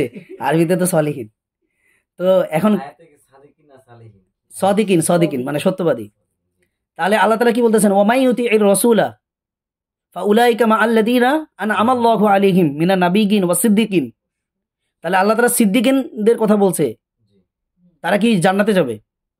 তাহলে রাকিদের উচিত যে সমস্ত সিদ্দিক আলেমরা আছে তাদের সাথে সম্পর্ক স্থাপন করা, তাদের সাথে যোগাযোগ স্থাপন করা। কিন্তু যারা সিদ্দিকিন না, বরং মুনাফিক, এই সমস্ত আলেমদেরকে কি করতে হবে? বর্জন করতে হবে। কথাটা বুঝেন নাই? এখানে আরেকটা বিষয় আসে সাদিকিন দ্বারা, সেটা কি? সেটা হলো যে, মনে করেন সত্যবাদী। এখানে সাদিকিন মানে কি? সত্যবাদী। এখন আপনি জিহাদের মাসালা কার কাছ থেকে নেবেন? যেই সমস্ত আলেমরা জিহাদের ময়দানে আছে তাদের কাছ থেকে নেবেন। কিন্তু যে লোকটা খানকায় বসে আছে, যে আলেম, যা কোনো দরবারে বসে আছে, উনি কখনো কি করতে পারবে না? জিহাদের সঠিক ফয়সালা দিতে পারবে না। তো এইখানে সত্যবাদী কেউ না আলেমটা হবে ফতোয়ার ক্ষেত্রে, জিহাদের ময়দানে যিনি আছে তিনি। ঠিক তেমনি ভাবে রুকিয়ার ফিল্ডের যে মাসালাগুলা, এগুলা দিবেন ওই সমস্ত আলেমরা যারা এই ফিল্ডে নিয়ে কাজ করতেছে। এখানে আপনি অন্য কোনো ফিল্ডের আলেমদের কাছে ফতোয়া চাওয়াটা কি হবে? ভুল হবে। বুঝেন নাই? এখন একটা বাস্তব উদাহরণ দেই। মনে করেন স্বামী স্ত্রীর মধ্যে তাফরিকের জাদু আছে, বিচ্ছেদের জাদু আছে। তো স্বামীর অবস্থা হলো এইরকম, সেকেন্ডের ভিতরে জিন উঠে আর নামে। তো জিন উঠছে, উঠে বলতেছে আমি তোমার তালাক দিলাম, 1 তালাক, 2 তালাক, 3 তালাক, একবারে 22 তালাক, মানে তালাকের যত প্রকার আছে 14 গোষ্ঠী উদ্ধার করে দিছে তালাক। তো টাস করে জিন কন্ট্রোল ছেড়ে দিছে, ও এখন বলতে পারে না আসলে কি কইছে। এখন এটা কি তালাক হবে কি হবে না? এখন আপনি যদি এই রুকিয়া ফিল্ডের আলেম ছাড়া, যারা কোনোদিন এই রুকিয়ার অবস্থাগুলো দেখে নাই, সচক্ষে দেখে নাই, যারা আইনুল ইয়াকিন হয় নাই, এই সমস্ত আলেমদের কাছে যদি আপনি ফতোয়া চাইতে যান, ও ডাইরেক্ট বলবে এটা তালাক হয়ে গেছে। কিন্তু যে শরীর রাকি প্লাস আলেম, সে এখানে বিবেচনা করবে, সে এখানে ডায়াগনোসিস করে দেখবে যে আসলে এটা কে বলছে, পেশেন্ট বলছে নাকি জিনে বলছে। তখন ওই রাকি কি করতে পারবে? সঠিক ফয়সালা দিতে পারবে। তাহলে এই ক্ষেত্রে সাদিকিন কে হবে? শরী মানে রুকিয়ার ফিল্ডের যে আলেম উনি সাদেকিনের অন্তর্ভুক্ত হবে। তাহলে আমরা রুকিয়া ফিল্ডের মাসালা কার কাছ থেকে নেব? কোন আলেমদের থেকে? যারা এই ফিল্ডে কাজ করতেছে। আমাদের যে সকল ওস্তাদরা আছে, যে সকল এখানে আলেম ভাইয়েরা আছে, মুফতি সাহেবরা আছে, যারা রুকিয়ার মূল হাকিকত, এই ফিল্ডের যে মূল হাকিকত, এটা সম্পর্কে এদের কি আইনুল ইয়াকিন আছে, বাস্তবে দেখছে, বাস্তবতা বুঝে, আমরা তাদের কাছ থেকে ফতোয়া নেব। কিন্তু যে এটা কোনোদিন রুকিয়া, এখন অনেক আলেম আছে দাওরা হাদিস পর্যন্ত কমপ্লিট, ও একবারে ইফতা পর্যন্ত পড়ছে, কিন্তু রুকিয়া কি শব্দটাই চিনে না। আমি এরকম হাজার আলেম পাইছি, আপনারা পাইছেন কিনা আমি জানি না। আপনারা বলেন তো ভাই, একটু কমেন্ট করে জানান আপনারা এরকম আলেম পাইছেন কিনা যে এখনো রুকিয়া শব্দটাই সে শুনে নেই। আমি অনেক আলেম পাইছি, কথাটা বুঝছেন? তো এর পিছনে কেন এই যে রুকিয়া শব্দটার সাথে পরিচিত কেন না? অথচ বুখারীর মধ্যে কিতাবুত তিব আছে, সহিহ মুসলিমের কিতাবুস সালামের মধ্যে রুকিয়ার আলোচনা আছে, তিরমিজিতে আছে, নাসাইতে আছে, ইবনে মাজায় আছে, সুনানে আবু দাউদে আছে। এরপরও রুকিয়া শব্দটার সাথে পরিচিত কেন না? কারণ হইল এই যে যখন এই তিব্বের আলোচনাটা আসে, রুকিয়ার আলোচনাগুলো আসে, তখন আমাদের কওমি মাদ্রাসার অবস্থা হইল চলিয়ে ভাই চলিয়ে। এটা বাস্তবতা। চলিয়ে ভাই চলিয়ে, শুধু এবারত পড়ে যায়। ঠিক আছে, মানে আলেম এবং তালেব কে কি করতেছে কিছুই বুঝে না, মানে খতম দিতে হবে, এটা হলো মূল টার্গেট। তো এই আলেম তো কখনোই রুকিয়া শব্দের সাথে পরিচয় হবে না। কথাটা বুঝতে পারছেন? তো চলিয়ে ভাই চলিয়ে যে হাদিস পড়ছে ওইভাবে হবে না। এই জন্য অনেক আলেম আছে আমরা দেখছি যে যারা রুকিয়া শব্দটার সাথে কি না পরিচয় না। এমন আলেমের কাছে কি আমি রুকিয়ার ফতোয়া নিব নাকি? রুকিয়ার ফিল্ডের মাসালার উনি কি সদেকিন হইতে পারবে এই ক্ষেত্রে? তাহলে রাকিদেরকে কি থাকতে হবে? এমন আলেমদের কাছ থেকে, সাদিকিন আলেমদের কাছ থেকে ফতোয়া নিতে হবে যারা লিটারেলি সদিকিন, যারা এই বিষয়ে জানে, বাস্তবতা বুঝে, সে সত্য ফতোয়া দিতে পারবে, সেই হবে সদিকিন। তাহলে এখানে এই আয়াত থেকে আমরা দুইটা জিনিস পাইলাম। নাম্বার কি? এক নম্বর হচ্ছে তাকওয়া অর্জন করা, দ্বিতীয় নম্বর হচ্ছে যে সমস্ত আলেমরা সাদিকিন তাদের কাছ থেকে কি নেওয়া, ফতোয়া নেওয়া, তাদের সংস্পর্শে থাকা। ক্লিয়ার? আচ্ছা, ঠিক আছে, আলহামদুলিল্লাহ। এরপরে দেখেন তাকওয়া আমি মূলত কি করে, একজন রাকিকে শয়তানের যে কুমন্ত্রণা এটা থেকে হেফাজত করে। আল্লাহ তাআলা কোরআনে স্পষ্ট বলতেছেন, ইন্নাল্লাযীনা তাকাও, নিশ্চয়ই ওই সমস্ত লোক যারা কি করে, তাকওয়া অবলম্বন করে, ইযা মাসসাহুম তাইফুম মিনাশ শাইতান, যখন শয়তানের পক্ষ থেকে কোনো কুমন্ত্রণা তাদেরকে স্পর্শ করে, কোনো ওয়াসওয়াসা তাদেরকে স্পর্শ করে, তাযাক্কারু, তারা সাথে সাথে কি হয়ে যায়, সতর্ক হয়ে যায়, আল্লাহকে স্মরণ করে, ফাইদা হুম মুবসিরুন, এবং তারা তখন তারা কি করে, একটা প্রয়োজনীয় পদক্ষেপ নেয়। মুবসিরুন, সে বিষয়টাকে, তার যে মূল হকিকত এটাকে সে দেখতে পাইতেছে, অন্তর্দৃষ্টি খুলে যায়, ফাইদা হুম মুবসিরুন। তাহলে বোঝা গেল কি তাকওয়াটা একজন রাকির জন্য খুবই জরুরি। সেটা কি করবে, তাকে শয়তানের ওয়াসওয়াসা থেকে হেফাজত করবে, শয়তানের ওয়াসওয়াসা থেকে তাকে সতর্ক করে দিবে, এবং সে শয়তানের ওয়াসওয়াসের যে মূল হকিকত এটা সে তার অন্তর্দৃষ্টির মাধ্যমে কি দেখতে পাবে। ক্লিয়ার? আচ্ছা,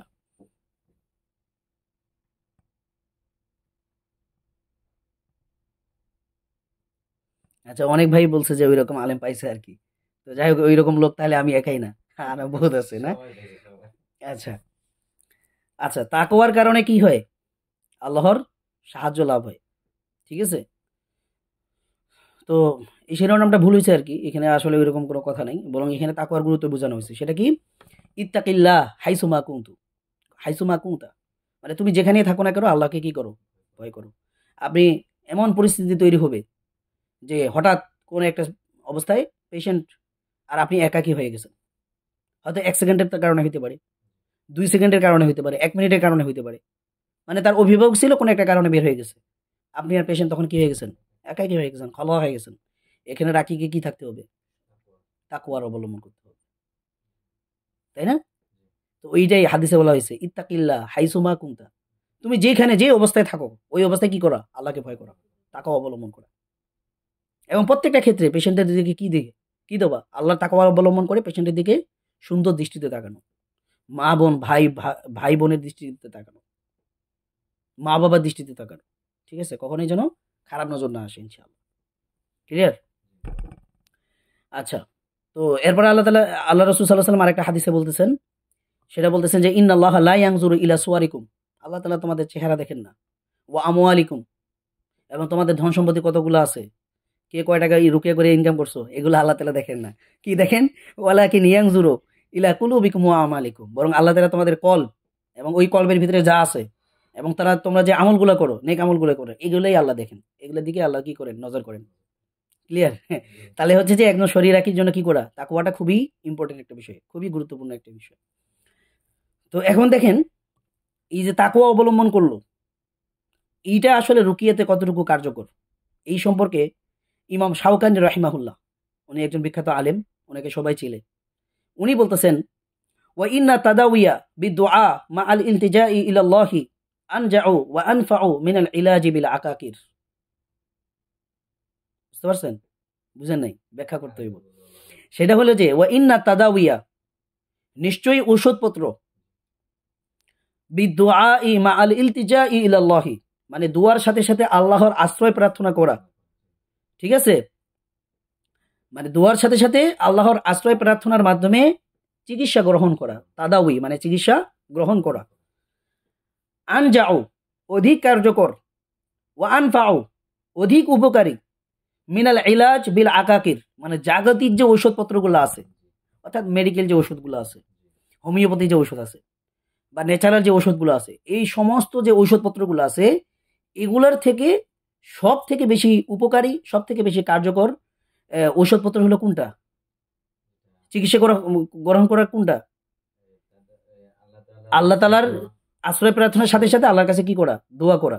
এই জিনিসটার মাধ্যমে চিকিৎসা করাটা হলো কি সব থেকে বড় উপকারী এবং কার্যকরী চিকিৎসা।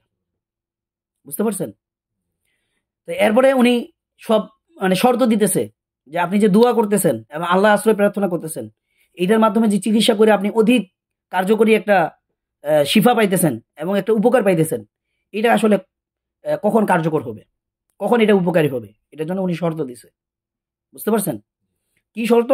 ওয়ালাকিন ইয়ানজাউ বিআমরাইন, কিন্তু এটা অধিক কার্যকর হবে কখন?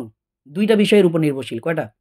দুইটা বিষয়। এর মধ্যে একটা হলো আহাদুহুমা, এর মধ্যে থেকে একটা হলো মিন জিহাতিল আলিল, রোগীর দিক থেকে একটা বিষয়। মানে এখানে রাকি এবং মার্কি কি থাকতে হবে?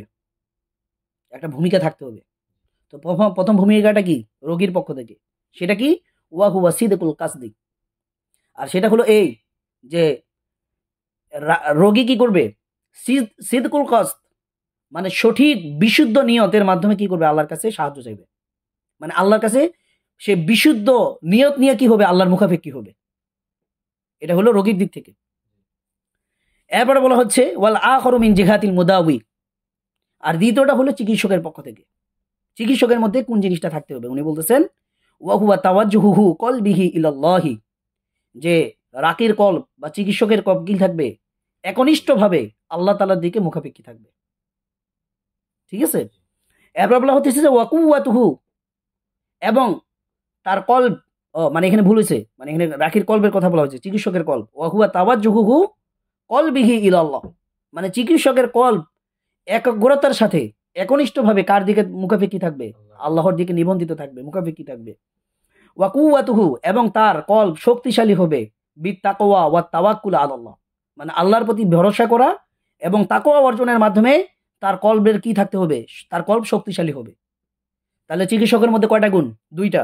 নাম্বার 1, তার কলব একনিষ্ঠভাবে কার দিকে মুখাপেক্ষী থাকবে? আল্লাহর দিকে। দ্বিতীয় নম্বর, তাওয়াক্কুল এবং তাকওয়ার মাধ্যমে তার কলব কি থাকবে? শক্তিশালী থাকবে। এই দুইটা জিনিস যখন একত্রিত হবে, তখন রাকির রুকিয়া এই জাগতিক ঔষধপত্র থেকেও বেশি কার্যকর এবং বেশি উপকারী হবে। বুঝতে পারছেন? তাহলে এখানে কি তাকওয়ার কথা আছে কিনা? তাহলে তাকওয়াটা খুবই কি ইম্পর্টেন্ট একটা বিষয়। বুঝতে পারছেন?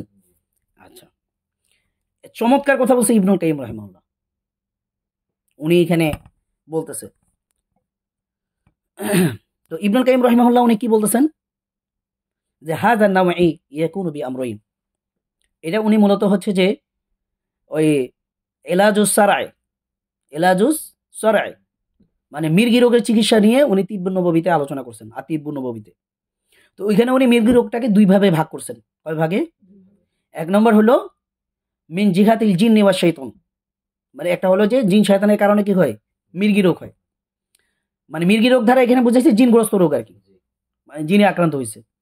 আর আরেকটা হলো যে তার ব্রেইনের মধ্যে, আকলের মধ্যে, দিমাগের মধ্যে দূষিত কিছু পদার্থের কারণে কি হয়, মির্গি রোগ হয়। তো ব্রেইনের মধ্যে যে দূষিত পদার্থগুলো থাকে এগুলার মাধ্যমে যে মির্গি রোগটা হয় ওইটা জাগতিক চিকিৎসা করলে কি হয়, ভালো হয়। কিন্তু যেটা জিন শয়তানের কারণে হয় ওইটা জাগতিক চিকিৎসা দ্বারা কখনোই কি হয় না, ভালো হয় না। এই কথাটা কে বলছে? বুকরাত বলছে। বুকরাত, বুকরাত চিনেন? আচ্ছা, জালিনুস বলছে। জালিনুসের নাম শুনছেন? হ্যাঁ, এরা হচ্ছে যে প্রাচীন যুগের খুব বড় বড় ডাক্তার ছিল, চিকিৎসক ছিল। তো ইবনুল কাইম রাহিমাহুল্লাহ উনারা তিব্বুন নববীতে উনাদের রেফারেন্স নিয়ে আসছে যে এই সমস্ত ডাক্তাররাও স্বীকার করছে যে জিনের কারণে মির্গি রোগ হয় এবং এটাকে তারা এলাহি রোগ বলছে। মানে জিন ধরা রোগটাকে তারা কি বলছে, এলাহি রোগ। মানে কেন বলছে, কারণ এটা কোনো চিকিৎসা নেই। এটা আমার কথা না, তিব্বুন নববীতে এলাজুসার ওই অধ্যায়ে গেলে আপনারা এই কথাগুলো পাবেন। কথাটা বুঝতে পারছেন? তো উনি তখন বলতেছে এই যে এলাজুসার মানে জিনের পক্ষ থেকে যেই মির্গি রোগটা হয়, জিনগ্রস্ত ব্যক্তির যে রোগটা হয়, এই জিনে ধরা ব্যক্তির চিকিৎসাটা হবে দুইটা বিষয়ের উপর নির্ভরশীল। কয়টা বিষয়? বা দুইটা জিনিসের মাধ্যমে হইতে হবে।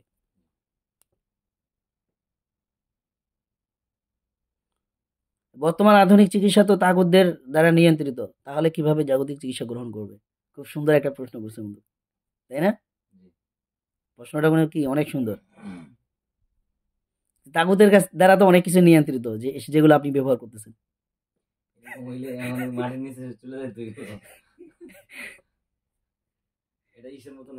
তাগুতের দ্বারা তো অনেক কিছু নিয়ন্ত্রিত। তো এখন আমাকে একটা জিনিস না, বিষয়টা হলে আমি বলি, রাসূল সাল্লাল্লাহু সাল্লাম যখন মক্কায় ওনার কাছে নবুয়ত আসলো, উনি যে ভূমিটা ছিলেন ওটা কি দারুল ইসলাম ছিল নাকি দারুল হরব ছিল? ওটা কি দারুল ইসলাম ছিল নাকি দারুল কুফর ছিল? তাহলে রাসূল সাল্লাল্লাহু আলাইহি সাল্লাম দারুল কুফরের সুযোগ সুবিধা নেয়নি? নিছে কিনা? বসবাস করছে কিনা? ওইখানে ব্যবসা বাণিজ্য করছে কিনা? তাহলে বোঝা গেল কি তাগুতের এলাকায় থাকার পরেও ওইখানে আল্লাহ তাআলা যে নিয়ামতগুলো দিয়েছে এটার একটা কি নেওয়া যায়, সুযোগ নেওয়া যায় যতটুকু প্রয়োজন। কিন্তু আমরা এটাকে অ্যাভয়েড করব, অ্যাভয়েড করার চেষ্টা করব। যতটুকু না পারবো ততটুকু না হলেই নিব। আমি যদি দেখি যে আমার এই রোগটার জন্য মেডিসিন না খেলেও চলে, আমি কেন মেডিসিন নিতে যাইব? আপনি কি করেন? এটা থেকে বাইচে থাকেন, আপনি এটার মাধ্যমে রুকের মাধ্যমে সলভ করেন। তাহলে সবকিছু তাগুদের দ্বারা নিয়ন্ত্রিত হলেই মানে ওইটা যে সুবিধা নেওয়া যাবে না, তা এই কথাটাই কি ভুল। আশা করি ভাই আপনি বিষয়টা বুঝতে পারছেন। আমরা রাসূল সাল্লাল্লাহু আলাইহি ওয়াসাল্লামের সিরাত থেকে উদাহরণ দিলাম।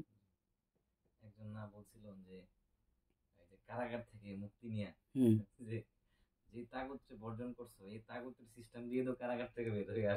হ্যাঁ, আচ্ছা, আমরা কারো নাম বলবো না, ঠিক আছে? এরকম অনেকে আছে, এগুলো বললে মানে অন্যদিকে চলে যাবে আলোচনা। তো এই হলো আর কি মূল বিষয়। তো পুরা আধুনিক যে চিকিৎসা বিজ্ঞান এটা বর্তমান কন্ট্রোল করতেছে কি, শয়তানি শক্তি, তাগুদি শক্তি। এটা বাস্তবতা, অস্বীকার করার কোনো সুযোগ নেই। এটার বড় প্রমাণ কি, মানে মেডিকেল যত বেশি অত্যাধুনিক হয়েছে, যত বেশি অগ্রসর হয়েছে, রোগ কি কমছে না বাড়ছে? তাহলে মেডিকেল সেক্টর যদি উন্নতি হয় তাহলে তো রোগ কমার কথা, রোগ বাড়তেছে কেন? শয়তান। এরপরে আরেকটা জিনিস, এই যে পুরো যে বিশ্বের যে খাবারের যে সিস্টেমটা, আজকে আপনি ভেজাল ছাড়া কোনো ভালো জিনিস পাইতেছেন না। এই পুরো সিস্টেমটাকে কন্ট্রোল করতেছে কারা? তাগুতরা। এখন কি আপনি না খেয়ে থাকবেন? হ্যাঁ, বলেন। তাহলে আমাদেরকে এখানেও সতর্ক হইতে হবে, যতটুকু আমার জন্য জরুরি আমি অতটুকু নিব, প্রয়োজনে নিজেরাই চাষাবাদ করা। তো মূল কথা হলো এখানে ইসলামী খেলাফতই হলো একমাত্র সমাধান। আল্লাহর জমিনে যে আল্লাহর বিধান এটাই হলো একমাত্র সমাধান। খেলাফত ছাড়া এই কোনো কিছুকে আপনি নিয়ন্ত্রণ করতে পারবেন না, ঠিক আছে? তো যখন খেলাফত আসবে তখন এই জিনিসগুলো ইনশাল্লাহ আবার বিলুপ্ত হবে ইনশাল্লাহ, ঠিক আছে? আর নাহলে এই শয়তানি শক্তিগুলা থাকবেই। এটা হলো আর কি মূল বিষয়। আশা করি ভাই ওনার উত্তরটা পাইছে ইনশাল্লাহ। তো আমরা অন্যদিকে না যাই, আমরা একটু ক্লাসে মনোযোগ দিই ইনশাল্লাহ।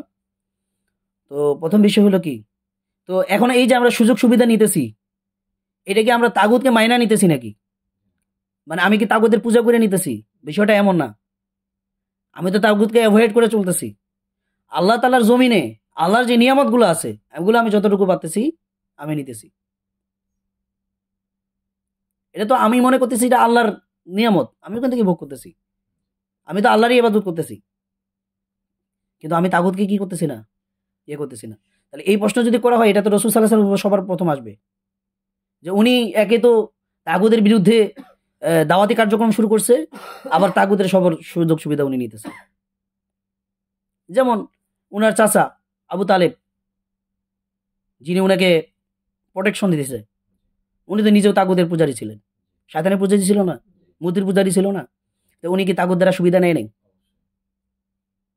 তো এর মানে কি আপনি বলবে যে আপনি তাগুতকে মানছেন বা তাগুতকে গ্রহণ করছেন? বরং উনি তাগুতকে বর্জন করছেন, এবং যতটুকু না হলে নয় ততটুকু নিয়েছেন। এটা হলো মূল বিষয়। আচ্ছা, তো এখন হচ্ছে যে ইবনুল কাইয়িম রাহিমাহুল্লাহ, আমরা কোন টপিকে ছিলাম মনে আছে? তাকওয়া। মানে রাকি তাকওয়া অর্জন করতে হবে, এবং তার মধ্যে কি থাকবে? সে মুত্তাকি হইতে হবে, পরেশগার হইতে হবে। তো ওইটারই একটা কথা আমরা এর আগে ইবনুল ইয়া থেকে জানলাম, সেটা হলো কি আল্লামা শাওকানি রাহিমাহুল্লাহ। এবং এখন হচ্ছে যে ইবনুল কাইয়িম রাহিমাহুল্লাহ, ওনার কথাটা খুবই ইম্পর্টেন্ট। দেখেন উনি এত সুন্দর করে আলোচনা করছে, এই আলোচনা আপনার কথাও পাবেন না। ঠিক আছে? তো উনি বলতেছেন কি, তো আমরা যেটা বলতেছিলাম যে উনি এই কথাগুলো কোন পারপাসে বলছেন, যে মির্গি রোগটা কয় প্রকার? ২ প্রকার। একটা হলো জিন শয়তানের কারণে হয়, আরেকটা হলো মেডিকেল বিভিন্ন সমস্যার কারণে হয়। ঠিক আছে? তো যেটা জিন শয়তানের কারণে হয়, এইটা চিকিৎসা সম্পর্কে উনি বলতেছেন। হাদান নাওয়ি ইয়াকুনু বিআমরাইন। এই ধরনের মির্গি রোগের চিকিৎসা কি হয়? ২ টা জিনিসের মাধ্যমে হয়, বা ২ টা দিক থেকে হয়। বুঝতে পারছেন? মানে জিনে ধরলে চিকিৎসাটা কয় ভাবে হয়? ২ ভাবে হয়। এর মধ্যে একটা হচ্ছে কি আমরুম মিন জিহাতিল মাসরু। এর মধ্যে একটা বিষয় হলো, একটা দিক হইলো আপনার পেশেন্টের পক্ষ থেকে, যাকে জিন ধরছে ওই লোকের পক্ষ থেকে। সেটা কি? এরপরে বলা হচ্ছে ওয়া আমরুম মিন জিহাতিল মুআলিজ। আর আরেকটা বিষয় হলো চিকিৎসকের পক্ষ থেকে। এরপরে উনি বলতেছেন যে ফাল্লাদি মিন জিহাতিল মাসরু ইয়াকুনু বিকুওয়াতি নাফসিহি। এরপরে উনি বলতেছেন কি, যে যেই বিষয়টা রোগীর সাথে সম্পৃক্ত, সেই বিষয়টা কি? সেই বিষয়টা হলো ইয়াকুনু বিকুওয়াতি নাফসিহি, যে পেশেন্টের নফস কি হবে? শক্তিশালী হইতে হবে। পেশেন্টের নফস কি? শক্তিশালী হইতে হবে। পেশেন্ট যদি মনে মনে দুর্বল থাকে, তার মধ্যে অনেক আতঙ্ক বিরাজ করতেছে, যে আমার শরীরে আমাকে তো এত এত জাদু করছে, আমার শরীরে হাজার হাজার জিন আসে। মূলত কিন্তু জিন একটাই। ঠিক আছে? মানে তার বিভিন্ন ওয়াসওয়াসা থাকে আর কি। এই ওয়াসওয়াসার কারণে সে নফসের দিক থেকে, সে তার কলবের দিক থেকে, তার রুহানি শক্তির দিক থেকে সে কি? দুর্বল। এটা হওয়া যাবে না। উনি বলতেছেন কি, প্রথমত বিকুওয়াতি নাফসিহি, তার নফসটা কি হইতে হবে? রোগীর নফস শক্তিশালী হইতে হবে। ওয়াসিদিকি তাওয়াজ্জুহিহি ইলা ফাতিরি হাযিহিল আরওয়াহি ওয়া বারিইহা। এবং এই যে হাযিহিল আরওয়াহ, আরওয়াহ দ্বারা উদ্দেশ্য কি? জিন শয়তান।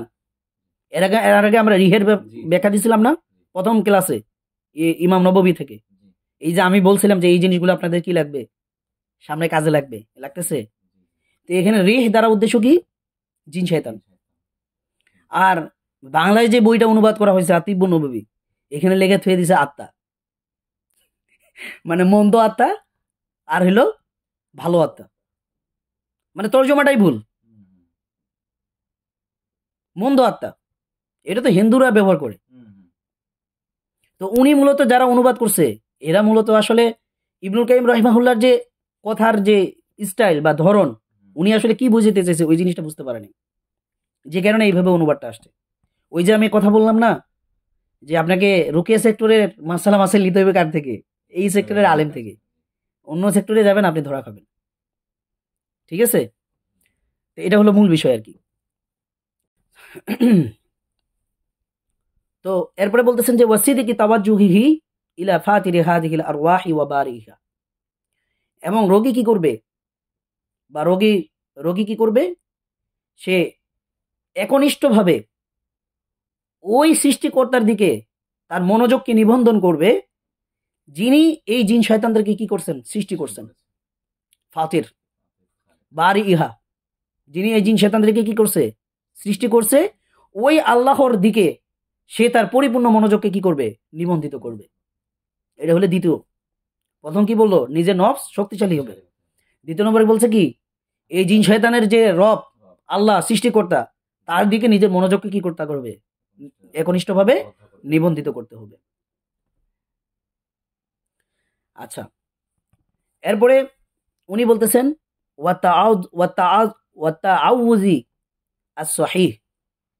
এবং হচ্ছে যে সঠিক আশ্রয় প্রার্থনামূলক দোয়াগুলো করতে হবে, গ্রহণ করতে হবে। সেটা কি, আর এই দোয়াগুলো কি রকম কিভাবে হবে, আল্লাযী ক্বাদ তাওয়াতা আলাইহিল কলবু ওয়াল লিসান, মানে এমন আশ্রয় প্রার্থনামূলক যে দোয়াগুলো আছে, সে যে দোয়াগুলো করবে, এই দোয়াগুলো সে বুঝে শুনে করবে, যেখানে তার কল্ব এবং জিহ্বা উভয়টার কি থাকবে, সমন্বয় থাকবে। মানে শুধু মুখে মুখে বলতেছে, তার কল্বে কোনো নিয়ত নেই, তার অন্তরে কোনো নিয়ত নেই, তাহলে এই ধরনের এই আশ্রয় প্রার্থনামূলক দোয়াগুলা কি করবে না, কাজে আসবে না। ওই জন্য উনি শর্ত দিচ্ছেন যে সে যে আশ্রয় প্রার্থনামূলক দোয়াগুলো করবে, এগুলো তার কল্ব এবং কি থেকে হইতে হবে, জবান, দুইটার সমন্বয়ে হইতে হবে। ক্লিয়ার? আচ্ছা, কেন হইতে হবে, বা এই গুণগুলো কেন থাকতে হবে, এরপরে উনি এটার ব্যাখ্যা দিতেছেন। কেননা এটা হলো একটা যুদ্ধ। মানে পেশেন্ট কার সাথে যুদ্ধ করতেছে, শয়তানের সাথে যুদ্ধ করতেছে। ওয়াল মুহারিবু লা ইয়াতিমু লাহুল ইনতিসাফ মিন আদুবিহি বিসিলাহ ইল্লা বিআমরাইন। আর যুদ্ধকারী ব্যক্তি, মানে যে ব্যক্তি যোদ্ধা, সে অস্ত্রের মাধ্যমে তার শত্রুর উপর প্রতিশোধ নেওয়ার বিষয়টাকে পরিপূর্ণ করতে পারে না দুইটি বিষয় ছাড়া। কয়টা বিষয় ছাড়া? মানে এখানে এবার ওটা বুঝেন, লা ইয়াতিমু লাহুল ইনতিসাফ মিন আদুবিহি বিসিলাহি ইল্লা বিআমরাইন। অর্থাৎ ওয়াল মুহারিব মানে যুদ্ধকারী ব্যক্তি, অর্থাৎ মুজাহিদ বা যোদ্ধা, লা ইয়াতিমু লাহুল ইনতিসাফ, তার প্রতিশোধ নেওয়াটা পরিপূর্ণ হয় না, মিন আদুবিহি তার শত্রু থেকে, বিসিলাহি অস্ত্রের মাধ্যমে, ইল্লা বিআমরাইন দুইটা বিষয় ছাড়া। মানে দুইটা বিষয় যদি না থাকে, তাহলে যোদ্ধা তার অস্ত্রের মাধ্যমে তার শত্রুর উপর পরিপূর্ণভাবে প্রতিশোধ নিতে পারবে না। ক্লিয়ার? তো সেই দুইটা অস্ত্র কি, আই ইয়াকুনা সিলাহু সহিহান ফি নাফসিহি জাইয়িদান, মানে অস্ত্রটা নিজে থেকেই ভালো হইতে হবে, শক্তিশালী হইতে হবে। জাইয়িদান মানে মজবুত হইতে হবে, ভালো হবে, উত্তম, মানে উত্তম অস্ত্র হইতে হবে। এক তো অস্ত্রটা উত্তম এবং অস্ত্রটা নিজে থেকে কি শক্তিশালী। দ্বিতীয় নম্বর কি, ওয়া আই ইয়াকুনা সাঈদু কওয়িগান, এবং অস্ত্রটাকে যে বহন করবে, যে বাহু, ওই বাহুটা কি হইতে হবে, শক্তিশালী হইতে হবে, মজবুত হইতে হবে। মানে অস্ত্র ভালো, কিন্তু যিনি অস্ত্র চালাইতেছে তার এই অস্ত্র তোলারই যোগ্যতা নেই, তাহলে এই অস্ত্র কি কাজ করবে নাকি? হ্যাঁ, আবার তার বাহু মজবুত কিন্তু অস্ত্র ভালো না, হবে না। তো এই দুইটা জিনিসই লাগবে তার, সে যদি তার শত্রুর উপর কি নিতে পারে, পরিপূর্ণভাবে প্রতিশোধ নিতে চায়। এরপর উনি বলতেছেন, ফামাতা তাখাল্লাফা আহাদুহুমা লাম ইয়াকুনিস সিলাহু কাসীরা তাওয়িল, যদি এই দুইটার মধ্যে থেকে কোনো একটা বিষয়ে অনুপস্থিত থাকে, তাহলে অস্ত্র অধিকাংশ সময় কি করবে না, তার কোনো উপকার করবে না, লামিগুনি কোনো ফায়দা দিবে না, কোনো উপকার পৌঁছাবে না। তার মানে এই দুইটা জিনিস কি থাকতে হবে, অবশ্যই থাকতে হবে। এরপরে বলা হচ্ছে, ফাকাইফা ইদা উদিমাল আমরানে জামিআন, তাহলে আপনি ওই অবস্থার কথা চিন্তা করেন যখন একজনের ব্যক্তির মধ্যে এই দুইটা বিষয়ের মধ্যে কোনো কিছুই নেই, মানে ওর একটা ভালো অস্ত্রও নাই, ভালো মজবুত বাহুও নেই, তাহলে এই লোকটার অবস্থা কি হবে? হ্যাঁ, এবার উনি বলতেছেন, ওয়া ইয়াকুনাল কলবু খারাবান মিনাত তাওহীদি ওয়াত তাওয়াক্কুলি ওয়াত তাকওয়া ওয়াত তাওয়াজ্জুহি ওয়ালা সিলাহা লাহু, এবং তার অন্তর ধ্বংস হয়ে গেছে, মানে তার অন্তরের মধ্যে তাওহীদ নাই, তাওয়াক্কুল নাই, তাকওয়া নাই, এবং আল্লাহর দিকে তার মুখাপেক্ষিতা নাই, এর মানে তার কোনো আসলে অস্ত্রই নেই। তাহলে এই লোকটার অবস্থা কি হবে? মানে উনি কল্পনা করতে বলছেন আপনাকে যে ওর ভালো অস্ত্রও নাই, আবার এই জিনিসগুলোও নাই, তাহলে এই লোকটার অবস্থা কি হবে? মানে জিম তো ওরে একবারে পুরো ল্যামটা করে ছেড়ে দিবে, মানে এটাই বুঝেছে। এরপরে উনি বলতেছেন ওয়া সানি, আর দ্বিতীয় বিষয়টা কি, মিন জিহাতিল মুআলিজ, চিকিৎসকের পক্ষ থেকে। খুব মজার একটা বিষয়, বি আন ইয়াকুনা ফিহি হাযানে আল আমরানে আইজন, এই যে রোগীর যে দুইটা গুণ এখানে উল্লেখ করা হয়েছে, যে দুইটা বিষয়, এই দুইটা বিষয়ে চিকিৎসকের মধ্যেও থাকতে হবে। মানে উনি এতক্ষণ যে কথাগুলো বলছে এগুলো রোগীর জন্য বলছে, আবার কি রাকির জন্য বলছে। তাহলে রাকির মধ্যেও কি থাকতে হবে? তার নফস শক্তিশালী হইতে হবে, তার সঠিকভাবে এই জিন শয়তানের যে সৃষ্টিকর্তা আল্লাহ, তার দিকে তার মনোযোগকে কি করতে হবে? নিবন্ধিত করতে হবে। এবং রাকি যে রুকিয়াটা পাঠ করতেছে, এটা আসলে তার কল্প এবং জিব্বা উভয়টা সমন্বয়ে বাইরে হতে হবে। তার রুকিয়াটা শুধু মুখ দিয়ে পড়তেছে এমন যেন না হয়, তাহলে কাজ করবে না। কি করতে হবে? জবান এবং কল্প উভয়টা সমন্বয় থাকতে হবে। এরপরে বলা হইতেছে যে এগুলা কেন? কারণ এটা একটা যুদ্ধের ময়দান, আর যুদ্ধের ময়দানে মুজাহিদ বা যোদ্ধা ব্যক্তি তারপর শত্রুর উপর কি দিতে পারে না? প্রতিশোধ নিতে পারে না অস্ত্রের মাধ্যমে, দুইটা বিষয় ছাড়া। এর মধ্যে এক নম্বর কি? অস্ত্রটা শক্তিশালী হতে হবে, ভালো হইতে হবে। আর দ্বিতীয় নম্বর, যেই বাহুটা এই অস্ত্রটাকে বহন করতেছে অর্থাৎ মুজাহিদ, তার বাহু কি হইতে হবে? শক্তিশালী হইতে হবে।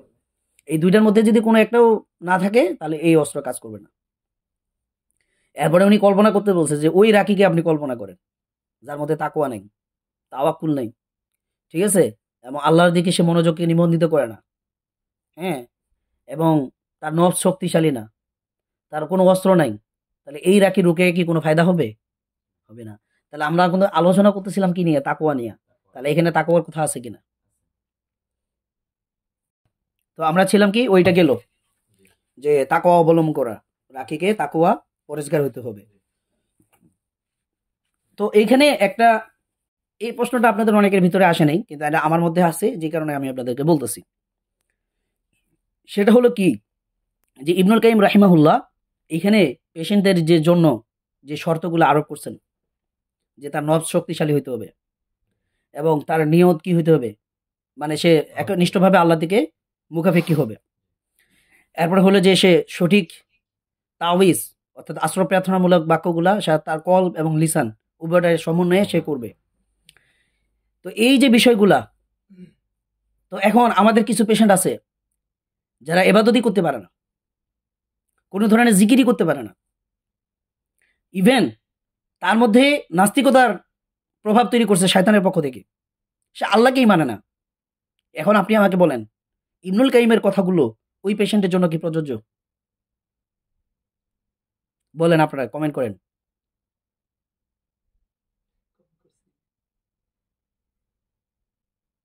বা একজন মুশরিক পেশেন্ট, হিন্দু পেশেন্ট, আমরা তো শুরুর দিকে আলোচনা করছি যে অমুসলিমদের জন্য রুকি গ্রহণ করার প্রয়োজনীয়তা নাই, বা তাদের তো আমরা ইয়েতে রাখি নাই। কি রুকি আছে, আমি তো শুধু অমুসলিমদের কথাই বলতেছি না, মুসলিম পেশেন্ট ধরেন, কিন্তু সে ইবাদতই করতে পারে না, জিকিরই করতে পারে না, নামাজ পড়তে পারে না, সে আল্লাহর কাছে দোয়া করতে পারে না, দোয়া করতে নিলে জিন উঠে যায়। জিনের প্রভাবে হইলে তাকে চিকিৎসা আমরা করবো, এই অবস্থায় করবো। আর যদি না না না, এখানে তো উনি বলছে যে এই চিকিৎসাটা দুইভাবে হয়, পেশেন্টের দিক থেকে, রাখির দিক থেকে। তো পেশেন্ট তো এগুলো করতেই পারবে না, তাহলে স্বাভাবিকভাবে একটা প্রশ্ন আসে না, তাহলে ইবনুল কাইয়িমের কথাটা তো সঠিক না, কারণ এগুলো তো পেশেন্ট করতেই পারবে না। তাহলে উনি এমন কিছু শর্ত আরোপ করছেন সম্ভব না। যেগুলো সম্ভব না। তো এটা কি? তো এটা হলো উনার কথা হচ্ছে যে ওই সমস্ত পেশেন্টদের ক্ষেত্রে প্রযোজ্য যারা কি তার আকল দিমাগ ঠিক আছে, সে চাইলেই সবকিছু কন্ট্রোল করতে পারে, এবাদত করতে পারে, জিকির করতে পারে, এইরকম সক্ষমতা যারা আছে, এই সমস্ত পেশেন্টের জন্য কি ওনার ভাষ্যটা ঠিক আছে। কিন্তু পেশেন্টের এই ধরনের কি নাই, সক্ষমতা নাই, ওই সকল পেশেন্টদেরকে কি করতে হবে? সরাসরি সেশন করতে হবে। তাকে তখন রাকি হেল্প করবে, আর যেই রাকি হেল্প করবে তার মধ্যে ওই পেশেন্টের ওই সিফতগুলো থাকতে হবে। ক্লিয়ার এখন বিষয়টা? তাহলে ইবনুল কাইয়িম রাহিমাহুল্লাহ এখানে যাদেরকে অডিয়েন্স বানাইছেন, যারা এই সমস্ত পেশেন্টদেরকে উদ্দেশ্য করে কথা বলছেন, তারা হচ্ছে ওই সমস্ত লোক যারা কি একবারে পাগল হয়ে যায় না, যারা একবারে ইবাদত করতে পারে না। এই সমস্ত পেশেন্ট উনার টার্গেট না, বরং উনার টার্গেট হলো ওই সমস্ত লোক যাদের আকল দিমাগ ঠিক আছে, সে চাইলে সবকিছু করতে পারে। যেমন রাসূল সাল্লাল্লাহু আলাইহি সাল্লাম, উনি কি জাদুতে আক্রান্ত হয়েছেন, তো জাদুতে আক্রান্ত হওয়ার কারণে উনি কি ইবাদত করতে পারতেন না? দোয়া করতে পারতেন না? পারতেন। তা হাদিসে আসে উনি দোয়া করেছেন সুম্মা দা সুম্মা দা, ঠিক আছে। তাহলে এই রাসূল সাল্লাল্লাহু আলাইহি সাল্লামের মতো যেই পেশেন্টরা মানে জাদুতে আক্রান্ত বা জিনে আক্রান্ত, এই সমস্ত পেশেন্টদেরকে উদ্দেশ্য করে ইবনুল কাইয়িম রাহিমাহুল্লাহ কথাগুলো বলছেন। কিন্তু যে পেশেন্টটা একবারে সিরিয়াস, যে কিছুই করতে পারে না, তার জন্য লাগবে কি সরাসরি রুকিয়া। আর যেই রাকি ওই পেশেন্টের রুকিয়া করবে তার মধ্যে পেশেন্টের ওই সিফাতগুলো কি থাকতে হবে, এটা হলো মূল কথা। এখন বিষয়টা ক্লিয়ার? তাহলে এই বিষয়টা একটা সংশয় ছিল, যেটা আমরা ক্লিয়ার করে দিলাম। নাহলে এই কথাগুলো দিয়েই ওই কিছু অ্যাক্সিডেন্টের আলেম আছে যারা বলবে এই সূরা ফালাক নাস পড়লেই তো ভালো হয়ে যায়, কিসের রুকিয়া লাগে? আছে না এরকম, যে ফালাক নাস পড়লেই তো হয়ে যায়, কিসের রুকিয়া? ঘন্টা ঘন্টা রুকিয়া করে, কই কিছুই তো হয় না। তো ওরা তখন কি করতে পারে, এই 12টা বাইর করে দেখাবে যে ইবনুল কাইয়িম রাহিমাহুল্লাহ তো এই কথাগুলো পেশেন্টের মধ্যে থাকার কথা বলছে, হ্যাঁ ওই আমলগুলো করলেই তো ওর জন্য এনাফ। কিন্তু ইবনুল কাইয়িম রাহিমাহুল্লাহর এখানে দুইটা বিষয় সমন্বয় ঘটছে। নাম্বার 1, উনি এখানে যেমন পেশেন্টের কথা উল্লেখ করছেন, সাথে সাথে চিকিৎসকের কথা বলছেন। কেন চিকিৎসকের কথা এখানে আনলেন? এর পেছনে কারণ হলো কি, যে এই পেশেন্টদেরও রুকিয়ার প্রয়োজন হবে, আর এই কারণে উনি এই চিকিৎসকদের কথাও এখানে উল্লেখ করছেন। নাহলে শুধু পেশেন্টদের কথাই বলে যেতে পারতেন। তো যারা এই ইবারত দিয়ে দলিল দেওয়ার চেষ্টা করবে, এটা আসলে তাদের দলিল হিসেবে ধোপে ঠিকবে না। ক্লিয়ার? আচ্ছা, তো এরপরে চতুর্থ গুণ একজন রাকির, শরীর রাকির, তার হচ্ছে যে উম্মাহর প্রতি কি থাকতে হবে, কল্যাণকামী হইতে হবে। তো এই সম্পর্কে আল্লাহ সুবহানাহু ওয়া তাআলা কোরআনের মধ্যে বলতেছেন কি, কুনতুম খায়রা উম্মাতিন উখরিজাত লিন-নাস তা'মুরুনা বিল মা'রুফ ওয়া তানহাউনা আনিল মুনকার ওয়া তু'মিনুনা বিল্লাহ। তো আল্লাহ তাআলা বলতেছেন কি, যে তোমরাই হলে কি উত্তম জাতি। কুনতুম খায়রা উম্মাতিন, তোমরাই হলে উত্তম জাতি, উখরিজাত লিন-নাস, যাদেরকে বের করা হয়েছে মানুষের কল্যাণের জন্য। তা'মুরুনা বিল মা'রুফ, যারা কি করবে, মানুষকে সৎ কাজের আদেশ দিবে, ওয়া তানহাউনা আনিল মুনকার, এবং অসৎ কাজ থেকে কি রাখবে, বিরত রাখবে। তাহলে এইখানে উখরিজাত লিন-নাস, উখরিজাত লিন-নাস, তোমরাই হলে উত্তম জাতি, যাদেরকে বের করা হয়েছে কি, মানুষের জন্য। তো মানুষের জন্য বের করা হয়েছে কিসের জন্য? তাদের কল্যাণ কামনা করার জন্য। কল্যাণ কামনা করবে কিসের মাধ্যমে? তা'মুরুনা বিল মা'রুফ ওয়া তানহাউনা আনিল মুনকার। হাদিসের মধ্যে কি আসছে, উনসুর আখাকা যালিমান আও মাজলুমান, যে তুমি তোমার ভাইকে জালেম অবস্থায় এবং মাজলুম অবস্থায়, উভয় অবস্থায় কি করো, সাহায্য করো। তো সাহাবা কেরাম প্রশ্ন করেন, ইয়া রাসূলুল্লাহ, বুঝলাম যে মাজলুমকে সহযোগিতা করতে হবে, তাই জালেমকে আবার কিভাবে সহযোগিতা করব? তখন উনি বলতেছে যে তাকে তুমি অন্যায় থেকে বিরত রাখো, এটাই হলো জালেমকে সাহায্য করা। ঠিক আছে? তো এইখানেও সেম একই বিষয় আর কি।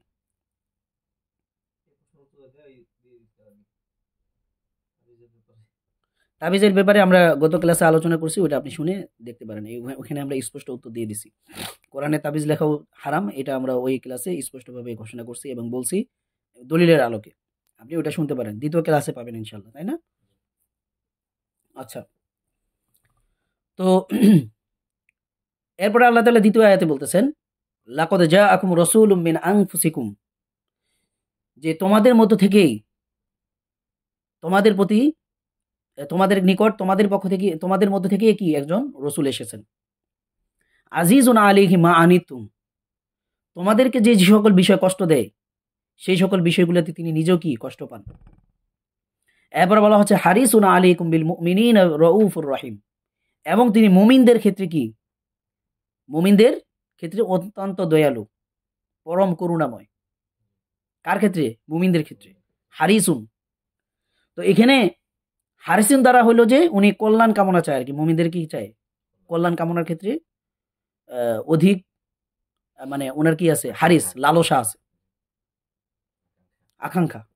হারিস মানে লালসা বোঝায় আর কি, মানে আকাঙ্ক্ষা, মানে এটা অধ্যাত্মিক বোঝায় আর কি বিষয়টা। ভাই আপনার প্রতি আমার খুব বেশি মহব্বত আছে। তো এই জিনিসটাই আর কি, যে তিনি মুমিনদের ক্ষেত্রে কি কঠিন দয়ালু। তো এর মানে দয়ালু কখন হবে, যখন আমি আপনার কল্যাণ চাইবো। তখন আপনি যদি গোমরাহের পথে চলে যান, আমি তো তখন মানে দয়ালু হব, তাই না? যে এই লোকটা গোমরাহের পথে চলে যেতেছে, আমার একটা দয়া কাজ করবে তার উপর। তো ওই জিনিসটাই বোঝানো হয়েছে আর কি। এরপরে কল্যাণকামিতা সম্পর্কে রাসূল সাল্লাল্লাহু আলাইহি সাল্লাম তিনি কি বলছেন, তিনি বলছেন যে এটা জারির ইবনে আব্দুল্লাহ রাদিয়াল্লাহু তাআলা আনহু থেকে বর্ণিত। তিনি বলেন, বায়াতুন নবী সাল্লাল্লাহু আলাইহি ওয়াসাল্লাম আলা ইকামাতিস সালাহ, যে আমি রাসূল সাল্লাল্লাহু আলাইহি সাল্লামের নিকট সালাত প্রতিষ্ঠা করার জন্য, ওয়া ইতা ইজাকা জাকাত দেওয়ার জন্য, ওয়া নুসহি লিকুল্লি মুসলিম এবং প্রত্যেক মুসলমানের জন্য কল্যাণ কামনা করার জন্য আমি কি করছি? বায়াত নিছি। মানে উনি 3টা বিষয়ের উপর বায়াত নিছে। 1 নম্বর উনি সালাত প্রতিষ্ঠা করবে, 2 নম্বরে উনি জাকাত আদায় করবে, 3 নম্বর হচ্ছে যিনি উনি সকল মুসলিমের জন্য কি করবে? কল্যাণ কামনা করবে। ঠিক আছে? তাহলে কল্যাণ কামনাটা করার জন্য আল্লাহ রাসূল কি করছেন? সাহাবীদের থেকে বায়াত নিছেন। তাহলে এই কল্যাণ কামনাটা, এই গুণটা, কল্যাণ কামনা করার গুণটা এটা কি রাকির মধ্যে থাকতে হবে। তো এরপরে আরেকটা হাদিসের মধ্যে বলা হয়েছে আহাব্বুন নাসি ইলাল্লাহি আনফাউহুম লিন্নাস, মানে তোমাদের মধ্য থেকে ওই ব্যক্তি সব থেকে উত্তম, ভালো, মানে আল্লাহর নিকট সব থেকে প্রিয় ব্যক্তিকে ওই ব্যক্তি যে কি আনফাউহুম লিন্নাস, যে মানুষের জন্য সব থেকে বেশি উপকারী। মানে যে ব্যক্তি মানুষের উপকার করে, কল্যাণকামী মানুষের জন্য, সেই আল্লাহ তাআলার নিকট কি অধিক বেশি প্রিয়। তাহলে একজন রাকির মধ্যে এই গুণটা অবশ্যই থাকতে হবে। সে পেশেন্টের ক্ষেত্রে কি হবে? হারিস, তার এই কামনা থাকতে হবে যে আল্লাহ আপনি আমাকে, আমার পেশেন্টকে সুস্থ করে দেন, তার জন্য কল্যাণ কামনা করা। ঠিক আছে? তার প্রতি সহানুভূতিশীল হওয়া। পেশেন্ট গালি দিছে জিন উঠা, এটাতে রাকিকে অ্যাগ্রেসিভ হওয়া যাবে না, ওটাকে স্বাভাবিকভাবে ধরে নিতে হবে যে এই লোকটা অসুস্থ, তাই না? তো এইরকম যে বিষয়গুলো, এগুলোর জন্য তাকে, এগুলা সে তখন কন্ট্রোল করতে পারবে। মানে পেশেন্ট জিন উঠে গালি দিছে, এই গালিটাতে সে কখন হজম করতে পারবে? যখন তার মধ্যে এই কল্যাণ কামনার গুণটা থাকবে, সিপটটা থাকবে। এইটা যদি না থাকে তাহলে সেই গালিগুলা কি করতে পারবে না? হজম করতে পারবে না, পেশেন্টকে ভুল বুঝবে। ঠিক আছে? তখন দোষ চাপাই দিবে কার উপর? পেশেন্টের উপর। এই কল্যাণকামীদের মন মানসিকতা যদি না থাকে, কিছু রাকি আছে, ও হচ্ছে যে রুকিয়া করে, তো রুকিয়া করার পরে পেশেন্ট কোনো ফল পায় না, এটার একটা ফিডব্যাক সে রাকিকে জানাবে না যে ভাই আপনি রুকিয়া করতেছেন, আমি কোনো ফায়দা পাইতেছি না। তখন সে পেশেন্টের দোষ ধরা শুরু করে। কি করে? পেশেন্টের দোষ ধরা শুরু করে। তো খুইটা খুইটা একটা দোষ পাওয়া যায়, ওইটার উপর সে চাপাই দেয় যে আপনি এই কাজটা করেন নাই বা এইটা করছেন, এই কারণে আপনার রুকিয়া কাজ করতেছে না। কিন্তু ও একবারও চিন্তা করে না একটা মানে বিবেকের জায়গা থেকে যে এখানে তো আমারও ভুল হইতে পারে। সে যদি কল্যাণকামী হয় তখন তার মাথায় এই জিনিসটা আসবে যে পেশেন্ট যে একটা অভিযোগ দিল, এটা আসলে কতটুকু কি, কেন কাজ করতেছে না, তার প্রতি কি হওয়া, কল্যাণকামী হওয়া, তার প্রতি একটা দরদ নিয়ে সেইটাকে স্টাডি করা, কেন ফায়দা হইল না, এখানে কি আমার কোনো ফল্ট আছে, এটাকে বের করা, নাকি আসলে এটা পেশেন্টেরই ফল্ট। দুটোর মধ্যে বিবেচনা করার তার মধ্যে কি আসবে? একটা সুযোগ আসবে। কিন্তু যদি তার কল্যাণকামিতা করার কোনো কি থাকে না, মন মানসিকতাই নেই, তাহলে তার মধ্যে এই চিন্তা কখনো আসবে না। সে সবসময় পেশেন্টের উপর দোষ চাপাই দিবে, দিয়া সে নিজে ওইখান থেকে বাইচে যাবে।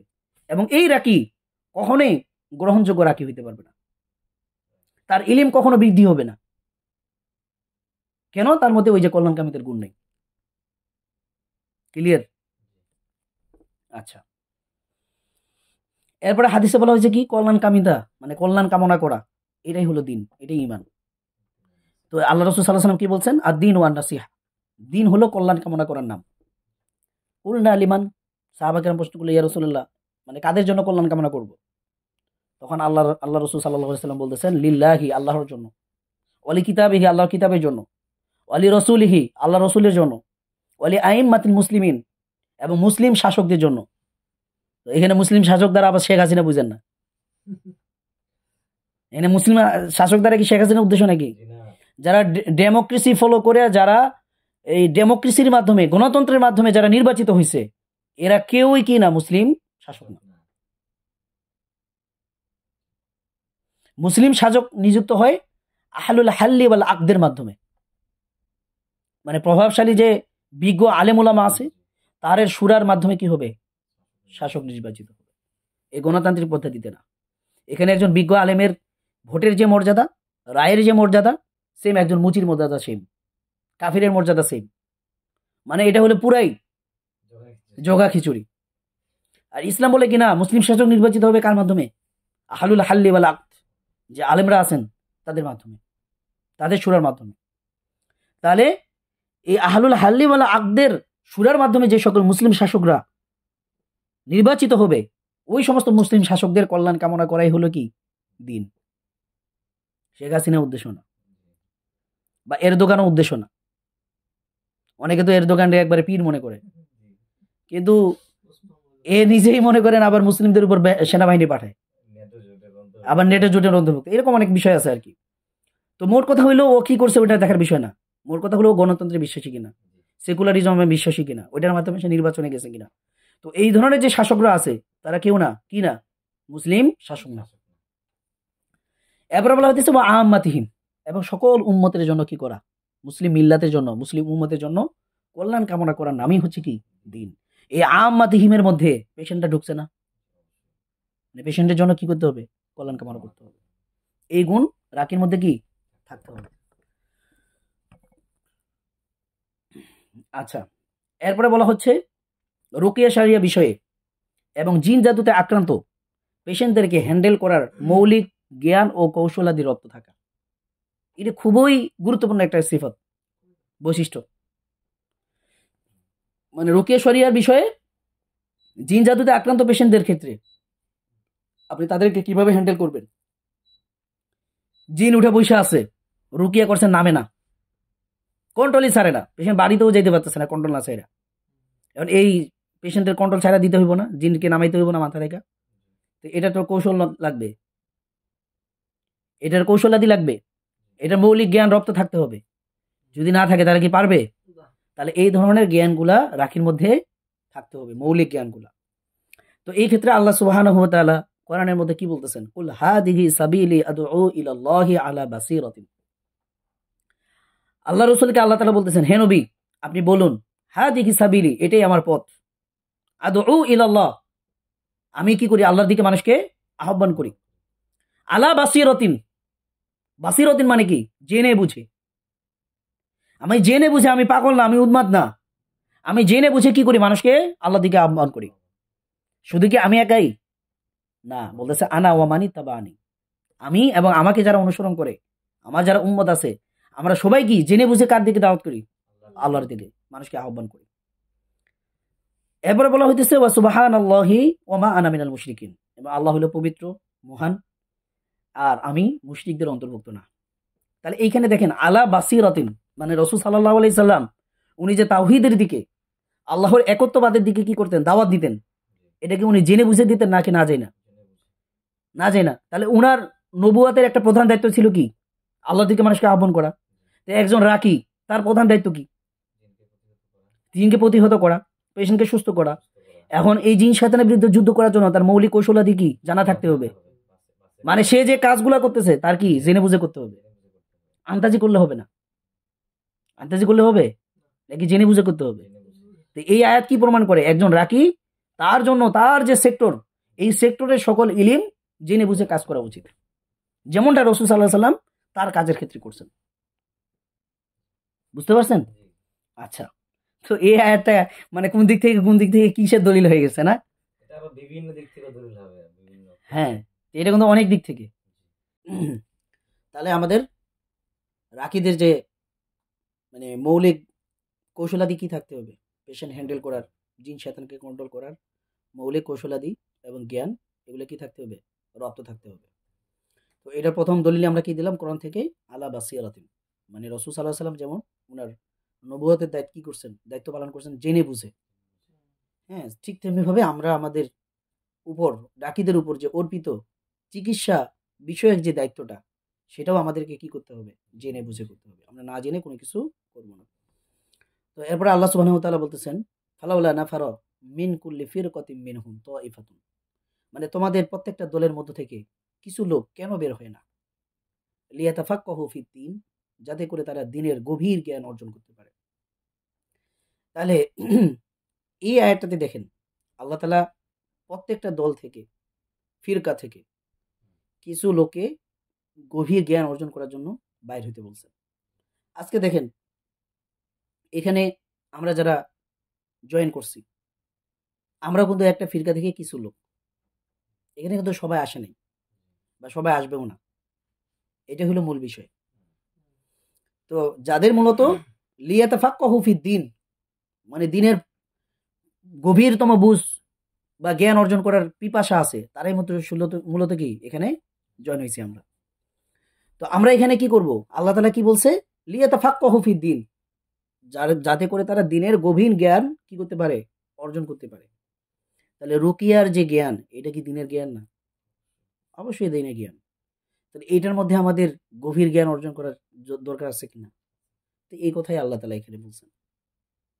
আল্লাহ কিন্তু এখানে দিনের কথা বলছেন, মানে দিনে ইসলামের মধ্যে যত জ্ঞানের বিষয় হইতে পারে সবগুলোর মধ্যে কি করা, পাণ্ডিত্য অর্জন করার জন্য আল্লাহ তালা তাগিদ দিচ্ছেন। আল্লাহ তালা প্রশ্ন করতেছেন, ফালাউ লা, কেন বের হয় না, না ফারো কেন বের হয় না, তাই না? তাহলে ঠিক তেমনি ভাবে আমি যে সেক্টরে আছি, আমার এটা দিনই একটা খেদমত না? তো এই দিনই খেদমতের মধ্যে যে ইলমের জায়গাটা আছে, এটার মধ্যে আমাকে কি করতে হবে, গভীরভাবে জ্ঞান অর্জন করতে হবে। তো এটা হলো কোরআনের এই আয়াত থেকে একটা কি দলিল। তো এরপরে বলা হচ্ছে যে রোগ নিরাময় করার ক্ষেত্রে সঠিক জ্ঞান থাকা, বা যিনি চিকিৎসা করবেন সে যেই বিষয়ে চিকিৎসা করতেছে ওই বিষয়ে তার কি থাকতে হবে, জ্ঞান থাকতে হবে। তো রাসূল সাল্লাল্লাহু আলাইহি সাল্লাম স্পষ্ট একটা হাদিস বলছেন, সেখানে কি বলছেন, মান তাতাব্বাবা ওয়ালা ইউলামু মিনহু তিব্বুন ফাহুয়া দামিন। যে ব্যক্তি কি করে, চিকিৎসা করে, ওয়ালা ইউলামু মিনহু তিব্বুন, কিন্তু তিবের মানে চিকিৎসার তার কোনো জ্ঞানই নেই, তাহলে এই ব্যক্তির দ্বারা যদি পেশেন্টের কোনো কি হয়, ক্ষতি হয়, ফাহুয়া দামিন, তাহলে এই ক্ষতিপূরণ কে দিবে, ওই চিকিৎসক দিবে। তাহলে এই হাদিস তারা আমাদের কি বুঝাইতেছে, আমি যদি একজন চিকিৎসক হই তাহলে আমাকে তিব্বের জ্ঞান অর্জন করাটা আমার জন্য কি জরুরি, এটাই না? তাহলে আমি যে বিষয় ট্রিটমেন্ট করতেছি ওই বিষয়ে অবশ্যই আমাকে একজন তবিব হইতে হবে, ওইটার জ্ঞান আমাকে থাকতে হবে, ওই তিব্বের জ্ঞান থাকতে হবে। ওই তিব্বের জ্ঞান নাই এর মানে আপনি কি করতে পারবেন না, এই ট্রিটমেন্ট করার হকদারি না, বরং আপনার মাধ্যমে কি হবে, মানুষ ক্ষতিগ্রস্ত হবে। তো এটা তো অলরেডি হইতেছে না? তো যাদের তিব্বের জ্ঞান নাই তারা পেশেন্টদেরকে উল্টাপাল্টা কাউন্সিলিং করে, পেশেন্ট বা জিন তাকে যেভাবে বলে ও ওইটাই বিশ্বাস করে ফেলে, মানে জিনের কথাকে ওহি মনে করে। যেমন মানে আমি কারো নাম নিতেছি না, আমাদের বিরুদ্ধে একটা গ্রুপ আছে যারা সারা জীবন কি করে, অপপ্রচার চালায়, কিসের মাধ্যমে, জিনের পেশেন্টের কথার মাধ্যমে। ওখান থেকে একদম রাখি, তো জিন শয়তানরা ওরা তো চাইবে রাকিদের মধ্যে একটা দ্বন্দ্ব তৈরি হোক, এটা তো স্বাভাবিক বিষয়। এতটুকু নলেজ যদি কোনো রাকির মধ্যে না থাকে তাহলে কি হবে নাকি? তো কি করে, পেশেন্ট তাকে একটা অভিযোগ দিল, ভাই অমুক রাকি আমাকে এটা করছে। এখন দেখেন, যে রাকির ব্যাপারে অভিযোগটা আসলো, আপনি ইচ্ছা করলে কি, এখন তো যোগাযোগ মাধ্যমে একবারে ইজি, আপনি চাইলেই ওই রাকির সাথে যোগাযোগ করতে পারতেছেন, ওই রাকির সাথে আপনার কথা বলার সুযোগ আছে, তার সাথে বিষয়টা নিয়ে ডিসকাস করার সুযোগ আছে, যে ভাই এইরকম একটা কথা আপনার ব্যাপারে উঠছে বা একটা অভিযোগ আসছে, তো আপনি একটু বলেন, এটা এক্সপ্লেন করেন, এটার আসলে মূল হাকিকতটা কি। তো এটা যদি আমি এক ভাইয়ের কাছ থেকে শুনতে চাই, সে কি আমাকে বলবে না? অবশ্যই বলবে। তো সে যখন বলবে তখন কি হবে, বিষয়টা ক্লিয়ার হবে। কিন্তু আমাদের এক গ্রুপ রাকি আছে, এরা কি করে, ওর ব্যাপারে কোনো পেশেন্ট অভিযোগ করছে, মানে কোনো রাকির ব্যাপারে কি করা হয়েছে, অভিযোগ করা হয়েছে, সে ওই রাকিকে আর জিজ্ঞাসা করবে না যে রাকির ব্যাপারে অভিযোগ আসছে, সে সাথে সাথে ডাইরেক্ট অ্যাকশনটা কি, তাও আবার ফেসবুকে, যে অমুক রাখি এইটা, ও এটা করছে, ওইটা করছে, অমুক পেশেন্টের এই কাজ করছে। মানে এর মানে কি দাঁড়াইলো, সে জিনের পেশেন্টের কথা বা জিন শয়তানের কথাকে ডাইরেক্ট ওহি মনে করে ফেললো। অথচ ইসলামের বিধান কি, যে ইন জাআকুম ফাসিকুম বিনাবাইন ফাতাবাইয়ানু, যখন কোনো ফাসিকের পক্ষ থেকে কি আসবে, কোনো খবর আসবে, তোমরা সেটা কি করো, তাহকিক করো। প্রয়োজনে যারা তাহকিক করার অধিকার আছে, যোগ্যতা আছে, তাদের কাছে শরাপন্ন না হওয়ার কথা বলা হয়েছে। এরপরে কি আয়াতটা কি, এরপরে বলেন,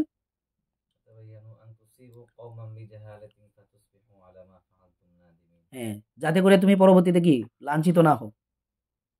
এরপরে হচ্ছে মানে লাঞ্ছিত, মানে এরকম একটা কথা বলা হয়েছে আর কি। যাই হোক, তো এখন দেখেন, আমাদের প্রথম কর্তব্য কি, জিনের প্রশ্নটাকে মানে কথাকে ডাইরেক্ট বিশ্বাস করা, ওহি মনে করা না। তাহলে এটা তো একদল রাকিরা করতেছে কেন, কারণ তিব্বের সম্পর্কে তার জ্ঞান নেই, সে জিন শয়তানদের চক্রান্ত সম্পর্কে তার জ্ঞান নেই, যেই কারণে সে জিনের পেশেন্টের বা জিন শয়তানের ট্র্যাপে পড়ে আরেক যারা রাকির বদনাম করে বেড়াইতেছে, আরেক রাকিকে নিয়ে সে কি করতেছে, বদনাম করতেছে, এবং তাকে নিয়ে ফেসবুকে লেখালেখি করতেছে। অথচ সে যদি চাইতো এটার সুন্দরভাবে বিষয়টাকে সমাধান করতে পারতো, যে একটা অভিযোগ আসছে, ঠিক আছে আমি তার সাথে কথা বলি, কিন্তু আমাদের সমাজে এই জিনিসটা হয় না। তো দেখা যায় যে একজন রাকি আরেকজনের পিছনে লাগালাগি শুরু হয়ে গেছে। এটা কেন? ওই যে তিব্বের ব্যাপারে তার জ্ঞান নেই। এই তিবটা কি, যে শয়তানের চক্রান্তগুলো বুঝতে হবে, শয়তানের কৌশলগুলো বুঝতে হবে। তো এগুলো যদি না বুঝে, তাহলে এই রাকি যে আরেক রাকি কি করলো, মানে কোনো রকম যাচাই বাছাই ছাড়াই ফেসবুকে পোস্ট দিল, বা তার ব্যাপারে অভিযোগ উপস্থাপন করলো, এটা পাবলিকলি বলা শুরু করলো। এখন বলেন এই সেক্টরের মধ্যে ফিতনা বাড়বে না কমবে? এইটাই তো শয়তান চায়, যে এই সেক্টরে ফিতনা বাড়ুক, তাই না বিষয়টা? তাহলে আমাদের কি এই তিব্বের বিষয়ে ভালো জ্ঞান থাকতে হবে। মানে জাহালাতের কারণে আমরা কি করব না, কাউকে দোষারোপ করব না। কারো ব্যাপারে অভিযোগ আসলাম তার সাথে যোগাযোগ করব। যে যোগাযোগ কইরা করবে না, এ মূলত নিজে একটা শয়তান। ওকে ওহী করছে কে? আরেক শয়তান। আল্লাহ তাআলা কোরআনে বলছেন না, ওয়াকাযালিকা জাআলনা লিকুল্লি নাবিয়্যিন আদুওয়ান শায়াতিনাল ইনসি ওয়াল জিন্নি ইউহি বাদুহুম ইলা বাদ। যে আল্লাহ তাআলা প্রত্যেক নবীর জন্য কি করছেন, মানুষ শয়তান এবং জিন শয়তানের মধ্য থেকে শত্রু তৈরি করছেন। আর এই মানুষ শয়তান এবং জিন শয়তানরা কি করে? ইউহি বাদুহুম ইলা বাদ, একে অপরের কাছে ওহী করে। তাহলে জিন পেশেন্টের মাধ্যমে রাকির কাছে ওহী করছে। কোন রাকি? যে শয়তান। ওই রাকি কি করলো? যেহেতু সে শয়তান, সে আর তাহাকি করলো না, সে তাহাকি না করে এটাকে পাবলিকলি বলা শুরু করলো, এটা নিয়ে পোস্ট দেওয়া শুরু করলো। তাহলে কি এই রাকি নিজে একটা শয়তান, যার উপর আরেক শয়তান ওহী করছে। ক্লিয়ার বিষয়টা? জি জি তো আমাদের যে সকল রাকি ভাইরা আছেন, আপনাদের কাছে রিকোয়েস্ট থাকবে, ওই যে বলে না হাম্বল রিকোয়েস্ট, কে জানি বলছিল, হাম্বল রিকোয়েস্ট থাকবে। বক্তা। তো হাম্বল রিকোয়েস্ট আপনাদের কাছে, যে আপনারা এই ধরনের কাজগুলো করবেন না। কোনো রাকি ভাইয়ের ব্যাপারে অভিযোগ আসলে তার সাথে সরাসরি কথা বলেন, যোগাযোগ করেন। ফোনে না পাইলে তার সাথে সে যেইখানে থাকে ওখানে গিয়ে দেখা করেন। এটা হলো উত্তম পন্থা, এটাই হলো সমাধানের পথ। আর নাহলে এই ফিল্ডটাকে শয়তানরা নষ্ট করে দেবে, তাই না? তাহলে হচ্ছে কি, মানতা তব্বাবা ওয়ালা ইউলামু মিনহু তিব্বুন ফাহুয়া দামিন। তাহলে তিব্বের ক্ষেত্রে কি থাকতে হবে? আপনি যদি রুকিয়ে করেন, রুকিয়ে সম্পর্কে আপনার বিস্তর নলেজ থাকতে হবে। আর এটাকে আমরা বলছি কি, মৌলিক কৌশলাদি রপ্ত থাকা। তো ওইটার ক্ষেত্রে এই হাদিস দলিল কিনা? তাহলে আমরা কি এই হাদিস থেকে এই বিষয়টাই বুঝতে পারলাম। হ্যাঁ, এরপরে দেখেন, এটা খুবই ইম্পর্টেন্ট একটা হাদিস। মা আনসালাল্লাহু দাআন ইল্লা আনসালাহু শিফাআন। আল্লাহ তাআলা এমন কোন রোগ নাজিল করে নাই যে রোগের শিফা উনি কি করে নাই, নাজিল করে নাই। এখানে কি শব্দটা ব্যবহার করা হয়েছে? ইনসাল। ইনসাল মানে কি? অবতীর্ণ হওয়া। অবতীর্ণ কোথা থেকে হয়? জমিন থেকে, আসমান থেকে। তাহলে রোগ কোথা থেকে নাজিল হয়? শিফা কোথা থেকে নাজিল হয়? আসমান থেকে। তাহলে শিফা চাইতে হবে কার কাছ থেকে? যিনি কোথায় থাকেন? আসমানে, তাই না? যিনি আসমানকে সৃষ্টি করছেন, যিনি উপরে থাকেন, ওই আল্লাহর কাছেই তো শিফা চাইতে হবে। তাহলে তাহলে না শিফা নাজিল হবে, নালে হবে না। বুঝতে পারছেন? এরপরে কি বলা হতেছে, এটা খুবই ইম্পর্টেন্ট একটা পয়েন্ট। আলিমাহু মানে আলিমা, মানে যে ব্যক্তি এই চিকিৎসা সেক্টরের মানে ঔষধ সম্পর্কে জানার, সে জানে। ও জাহিলাহু মান জাহিলা, আর যে ব্যক্তি জাহেল থাকে সে জাহেল থেকে যায়। এর মূল অর্থ হইল যে কিছু মানুষ তীর সম্পর্কে জানবে আর কিছু মানুষ জানবে না। জানবে কারা? যারা পড়াশোনা করবে, গবেষণা করবে, স্টাডি করবে।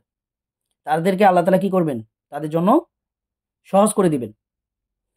এখন আমরা যারা একটু রুকিয়ে বুঝি, বুঝতে পারছেন, বা একটু ডায়াগনোসিস বুঝি, তা আমাদের মধ্যে একটা জিনিস চলে আসে যে আমার আর এখানে গবেষণা করে কিছু নেই, আমি সব শিখে ফেলছি। এরা হলো কোন রাকি? যারা শুধু মনে করে যে কোরআন তেলাওয়াত করাটাই হলো রুকিয়া। মানে আমরা তো এখন রুকিয়া দ্বারা তো শুধু কি রুকিয়ে বুঝাই না, বরং পুরো তিব্বে নবে বুঝাই না, প্রফিটিক মেডিসিন বুঝাই। তাহলে ও যেহেতু এখানে এই প্রফিটিক মেডিসিন প্র্যাকটিস করতেছে, তাহলে কি শুধু তার কোরআন তেলাওয়াত জানলেই হবে, নাকি আদার সবকিছু জানতে হবে? সবকিছুই জানতে হবে। তো ওরা মনে করে কি তো কোরআন তেলাওয়াত করতে পারি, এখানে আর গবেষণা করার কি আছে? ঠিক আছে, ওই জন্য ও তেলাওয়াত করে, ওর পেশেন্টও ঘুমায়। মানে সিরিয়াস পেশেন্ট, জিনের পেশেন্ট, ও ঘুমায়, কোনো রিয়াকশন হয় না, পেশেন্ট কোনো ফায়দা পায় না। ওই যে গবেষণা করার কি নেই, মন মানসিকতা নেই। তো এই ধরনের রাকিরা সারা জীবন জাহেল থেকে যায়।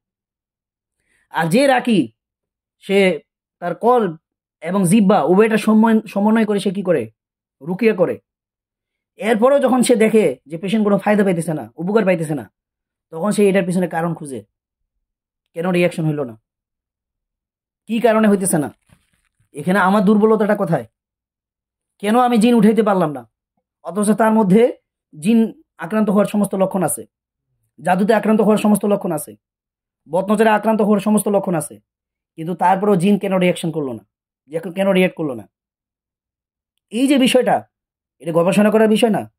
এইটা যে গবেষণা করবে সে হলো আলিমাহু, মানে আলিমার মধ্যে পড়বে। আর যে এটা গবেষণা করবে না, ওই জাহিলাহু মান জাহিলা, সে জাহিল থেকে যাবে। তো ওই জন্য আমাদের এই ক্ষেত্রে কি থাকতে হবে, এটা এই মন মানসিকতা থাকতে হবে যে আমি সারা জীবন কি করব, গবেষণা করব, আমাকে সারা জীবন পড়াশোনা করতে হবে। আপনি দেখেন, আপনি এলাহি চিকিৎসা করতেছেন, আপনার এখানে কি পরিমাণ গবেষণা থাকা দরকার, শয়তানদের সম্পর্কে গবেষণা থাকা দরকার। আপনি একজন ডাক্তারকে দেখেন, যারা এই মেডিকেলে ট্রিটমেন্ট করে, তারা কিন্তু সারা জীবন পড়াশোনা করে, তাদের মেডিকেলের বিষয়গুলো একের পর এক আপডেট হয়, যে কারণে তারা কি হয়, পড়াশোনা করতে হয়। তো এই জন্য একজন রাকি, আপনি রাকি হয়েছেন, আপনি একজন চিকিৎসক, আপনি হচ্ছেন কি স্পিরিচুয়াল জগতের একজন চিকিৎসক, আধ্যাত্মিক জগতের একজন চিকিৎসক। আপনার এখানে স্টাডি করার বিষয় নেই, বরং আপনার এখানে আরো বেশি আছে। ও তো ওর চোখ দিয়ে দেখতে পাচ্তেছে, টেস্ট করে যে কি সমস্যা। আর তো আপনি এমন একটা সেক্টরে কাজ করতেছেন যেখানে আপনি কোনো কিছু দেখতে পাচ্তেছেন না, একটা গায়েবী শক্তির বিরুদ্ধে লড়াই করতেছেন, এখানে তো আপনার গবেষণাটা আরো বেশি হবে। তো এই হাদিসটা হচ্ছে কি, ওই দিকে ইঙ্গিত দেয় যে আলিমাহু মান আলিমা ও জাহিলাহু মান জাহিলা, যে ব্যক্তি গবেষণা করবে ও জানতে পারবে, আল্লাহ সহজ করে দিবে। আর যার গবেষণা করে মন মানসিকতা থাকবে না, ও সারা জীবন জাহেল থাকবে। আর এই জাহেলটাই এই রুকিয়া সেক্টরের মধ্যে ফিতনা সৃষ্টি করবে, হয় রোগীর ক্ষতি করার মাধ্যমে, অথবা ওই যে রাখির পিছনে লাগার মাধ্যমে, অথবা ভুল তথ্য দেওয়ার মাধ্যমে। বুঝতে পারছেন? তো আল্লাহ তাআলা আমাদের সবাইকে গবেষণা করার মন মানসিকতা তৈরি করুক, এবং যে সকল জাহেল ভাইরা আছে, এখনো গাফিল আছে, আল্লাহ তাদেরকে জাগ্রত করুক, তাদের জাহালত থেকে আল্লাহ তাআলা তাদেরকে নাজাত দান করুক, তারাও যেন গবেষণার সেক্টরে আসতে পারে, এই তৌফিক আল্লাহ তাআলা তাদেরকে দান করুক, এই কামনা আমাদের থাকবে ইনশাআল্লাহ।